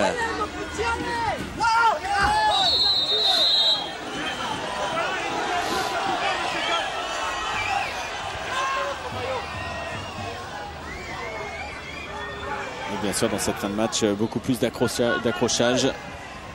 Ah, ça va devenir de plus en plus tendu, bien évidemment, parce que l'enjeu est évidemment très important. Attention à ce ballon perdu là et récupéré par Stéphane Ziani, qui a à côté de lui Tony Vérel. Quel ballon de Ziani, la frappe de Vérel et le but de Tony Vérel. Mais quel geste de Stéphane Ziani, et cette action remarquablement conclue par Tony Vérel qui marque 1-0 pour le Racing Club de Lens à 10 minutes de la fin de ce match. Vous voyez que rien n'était terminé dans cette rencontre. Quel geste! Oui, quel geste de Ziani, parce qu'il a attendu. Il a vraiment attendu l'appel de balle de Tony Vérel. Il a attendu pour lui déposer ce ballon dans la course. On le voit, il attend. Et ensuite, petit ballon piqué au-dessus de la défense de Cannes. En pleine course pour Tony Vérel. Et là, bien sûr, toute l'adresse de l'attaquant lensois. Extérieur du pied droit. Et il met ce ballon hors de portée du gardien canois Sébastien Frey. Et un Tony Vérel que l'on va surnommer en hommage à Bruno Bellone aujourd'hui avec nous. Tony Lucky Luke Vérel qui vient de frapper un grand coup dans ce match, hein, Bruno? C'est ce qu'on avait dit tout à l'heure, c'est sur un compte. C'est sur un compte, et puis qui a été bien amené par Ziani, une passe millimétrée pour Vérel et qui croise bien sa frappe du pied gauche. Vérel qui vient de marquer là son 6e but du championnat, peut-être l'un des buts les plus importants de cette saison pour les Lensois. Des Lensois qui ont pris l'avantage dans ce match, qui ont peut-être réalisé le plus difficile. Vérel encore, qui est en confiance et qui a tenté cette reprise de volée. Ah mais quel ballon de Ziani pour Vérel. Il laisse rebondir et ensuite petit ballon extérieur du pied droit croisé. Ah, il faut aussi toute l'adresse et la lucidité de l'attaquant lensois pour faire le geste juste au moment où il le fallait. Pendant tout le match, on a parlé beaucoup des dernières passes, des derniers gestes. Et bien sûr, cette action, il y a eu la dernière passe et bien sûr le dernier geste qui a amené le but de Tony Vérel. Réorganisation au niveau lensois. Éloi va passer au milieu de terrain gauche. Et il a demandé maintenant de faire attention.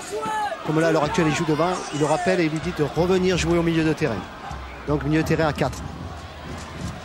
Vérel qui fait l'effort là devant Didier Fronet. Des Canois qui ont pris un petit coup sur la tête.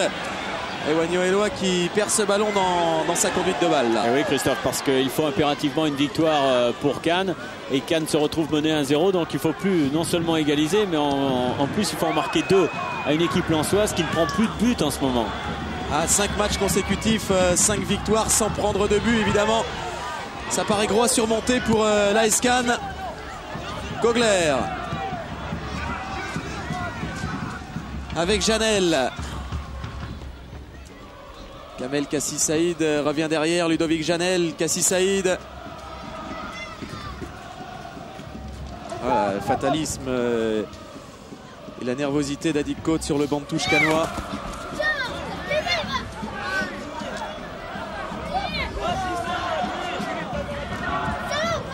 Il y a des matchs comme ça qui se jouent sur un coup de dé. Et pour être champion de France, il faut avoir le bénéfice de justement ces coups-là. DU. Ah, c'est un bon coup à jouer encore pour les Lensois avec Wagno Éloi qui a encore DU à ses côtés. Wagno Éloi qui va choisir la solution. Superbe. Et Wagno Éloi qui vient certainement de mettre un terme définitif au suspense, qui marque ce deuxième but. Cannes est en train de plonger définitivement en deuxième division et Lens est en train d'effectuer certainement un grand pas vers le titre de champion de France. C'est une partie importante du championnat de France de cette saison 97-98 qui est en train de se jouer en ce moment. Ouais, et quel festival technique de la part de Éloi dans la surface de réparation. Il est évident qu'au niveau des défenseurs, on ne peut intervenir sous peine d'un éventuel penalty. Donc on a laissé un petit peu faire le numéro à Éloi. Et là, avec beaucoup d'adresse et d'agilité, il a mis le ballon hors de portée de Sébastien. Ouais, voilà, fin de frappe, il revient sur son pied droit, il se décale et ensuite frappe croisée. Wagno Éloi qui avait marqué contre Rennes lors de la dernière journée de championnat à domicile à Bollaert, inscrivant le 3e et dernier but lensois. Et Wagno Éloi là qui marque ce deuxième but ce soir. Lens devrait normalement gagner ce match. Il reste 5 minutes à jouer dans cette rencontre, un petit peu plus en comptant les arrêts de jeu. Avantage de 2 buts maintenant pour les Lensois. Debève et les nombreux supporters lensois qui chantent on est les premiers, oui. Dans les chiffres, c'est vrai.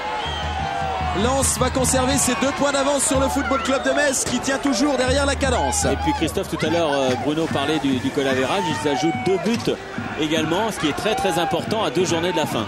Justement, Fabrice, il y a Daniel Leclerc qui vient d'appeler Jean-Guy Valem et qui vient de lui dire maintenant on ne prend pas de but. Donc c'est vrai que l'average doit avoir son importance. Et oui, ça fait un point de plus pratiquement. Hein.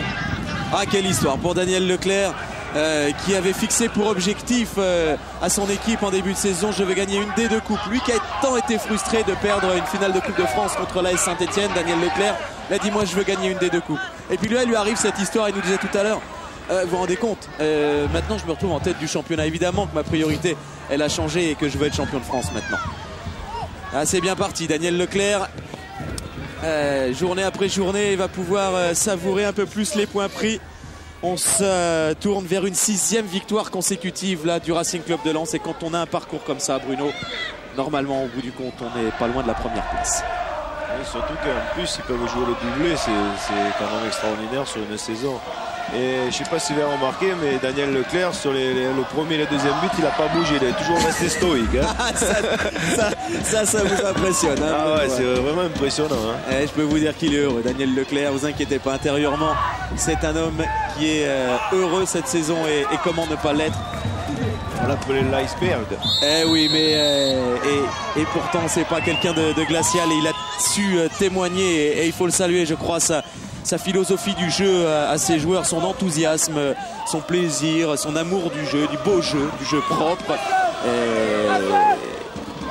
Et là c'est bien. Moi je trouve que ça fait du bien au football. Disons qu'il a tout fait pour gagner ce match. Il a fait rentrer 2 attaquants et ça lui a permis ce soir de gagner ce match par 2-0, c'est tout. Hein. Et l'hommage aussi d'Adic Côte, Fabrice, tout à l'heure avant d'aborder cette rencontre. Il dit moi, Adic, il dit si je veux qu'il y ait un champion, je veux que ce soit ou Metz ou Lens cette saison parce que ce sont des équipes qui jouent pour gagner.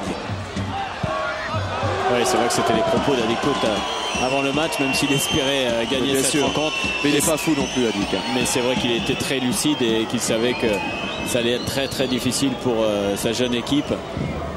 Mais c'est vrai qu'il est heureux de voir 2 équipes comme Lens et Metz caracoler en tête de ce championnat. Et puis prouver qu'on peut également être en tête d'un championnat, même en alignant des attaquants, 3 attaquants.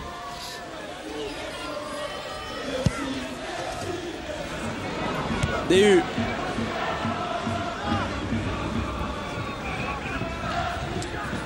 Debève derrière avec Guillaume Varmuz. On se dirige tout doucement vers la fin de cette rencontre. Il reste un petit peu plus de 2 minutes à jouer dans ce match. Je crois que surtout les changements effectués par Daniel Leclerc ont été vraiment de bonne facture dans la mesure où ils ont, que ce soit Smisser ou Eloi, ils ont apporté énormément de mouvement, de mobilité. On va suivre ça avec cette frappe de Brahim Mdani. C'est à côté du cadre. Cette tentative du milieu de terrain de la SCAN. Et vous le voyez, toute la rigueur également, parce qu'il y a de la rigueur dans cette formation lensoise et dans le discours de Daniel Leclerc, on peut se faire plaisir en étant rigoureux. Et Guillaume Varmuz, lui non plus, ne veut pas prendre de but dans ce match. Et non, parce qu'on se met comme ça, on se met un challenge supplémentaire.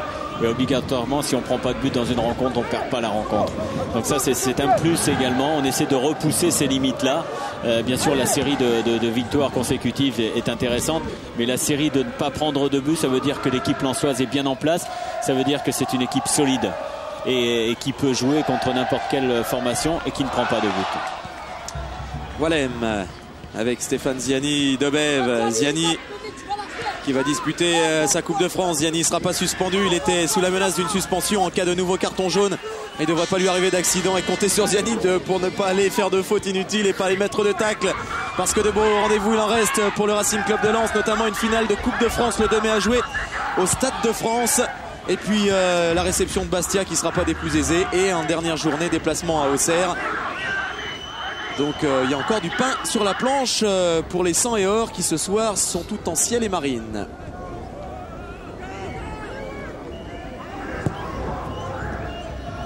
Kassi Saïd.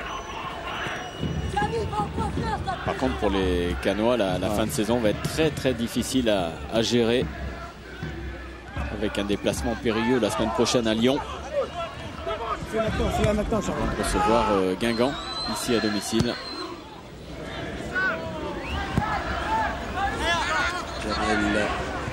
Tony Vérel qui va toujours au pressing. Et des Canois qui ont beaucoup de difficultés à se sortir là. Une faute de Wagno Eloi sur Zebina.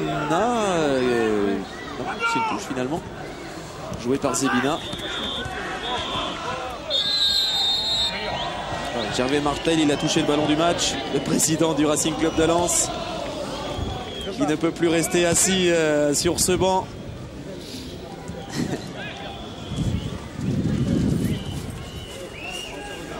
DU.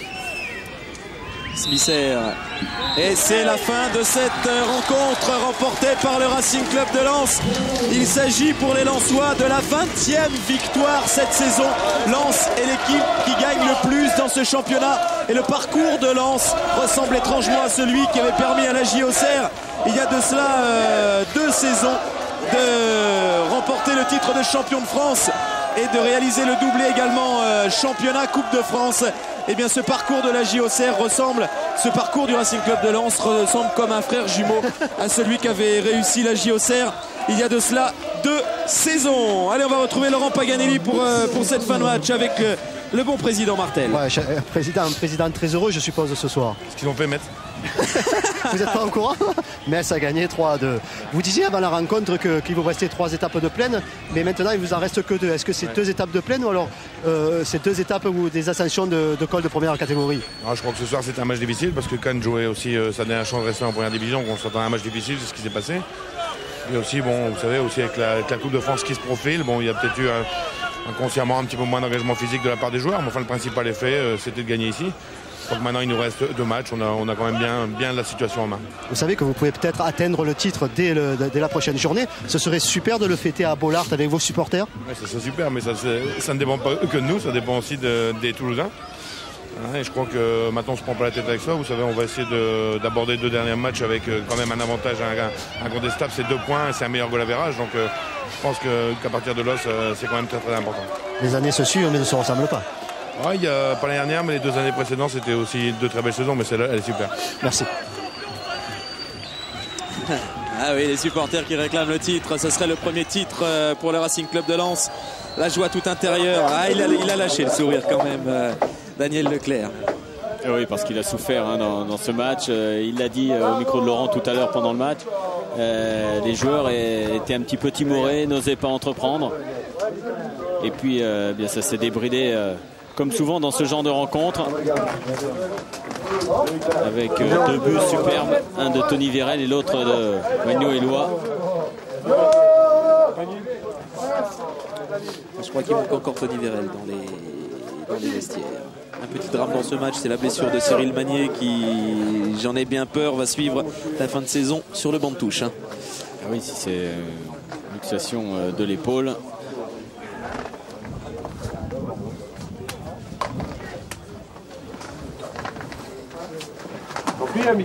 C'est la joie du côté Lensois, mais on déborde pas quand même. Hein. Mais on attendait Vérel, voilà, le voilà. C'est détonateur. Oui. Et là, normalement, ça va faire du bruit.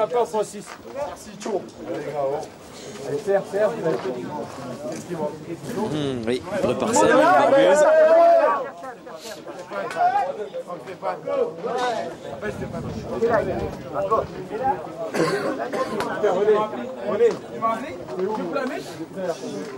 On vous laisse un petit peu dans l'intimité du vestiaire.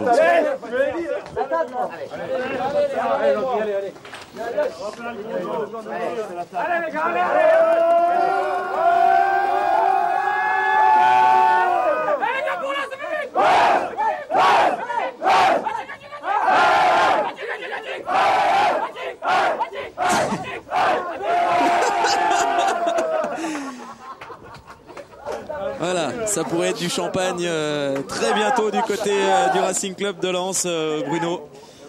Voir des images comme ça, c'est bien. C'est sûr, ça fait plaisir à voir. Je crois que là, on a les images de la joie et si on passe au vestiaire de Duncan, ça va être terrible. Ouais, mais c'est fantastique parce que bon, ils le méritent, je pense, parce que vu le championnat qu'ils ont fourni jusqu'à présent, c'est une équipe qui mérite d'être en tête du classement et si possible de gagner la Coupe de France. Je leur souhaite. Et Jean-Guy Wallem, ça serait la consécration de 15 ans passés au club. Des joueurs comme ça qui méritent quand même d'être récompensés dans leur carrière.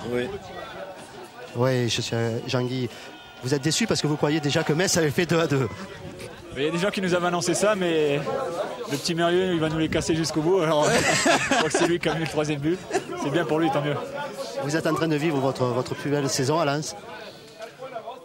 Oui, c'est une saison qui j'espère, va se finir en beauté. Mais bon, on sait que ça ne sera pas acquis. On a vu que ce soir, on n'était pas trop bien et qu'il a fallu s'arracher vraiment pour gagner.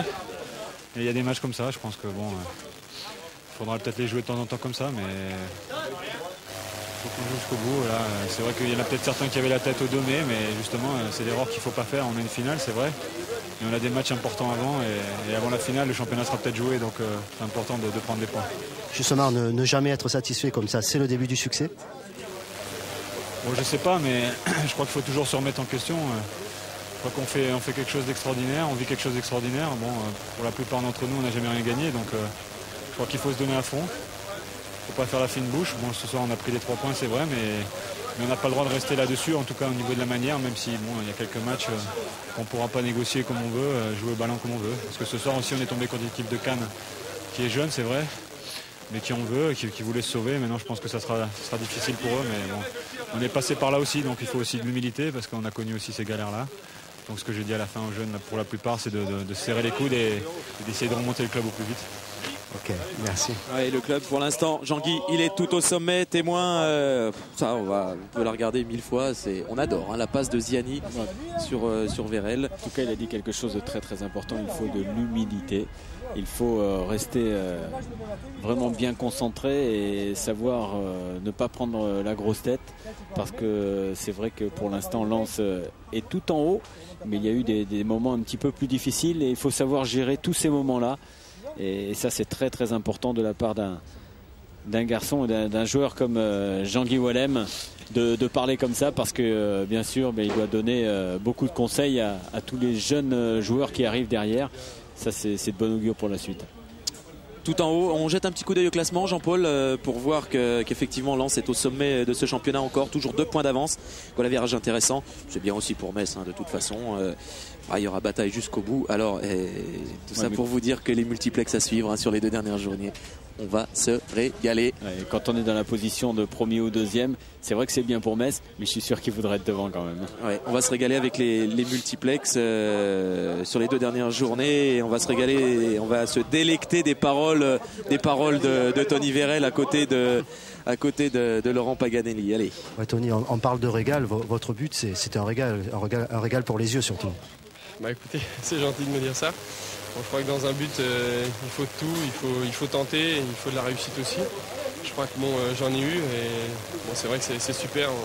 Stéphane, il me met un bon ballon. Et puis après, bon, je tente le geste et bon, il va au fond. C'est super pour moi, mais aussi pour toute l'équipe, je crois.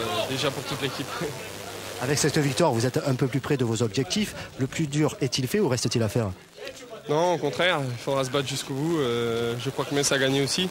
Donc je dirais que c'est bien, ça nous laisse sous pression et on va essayer de faire un bon résultat contre Bastia.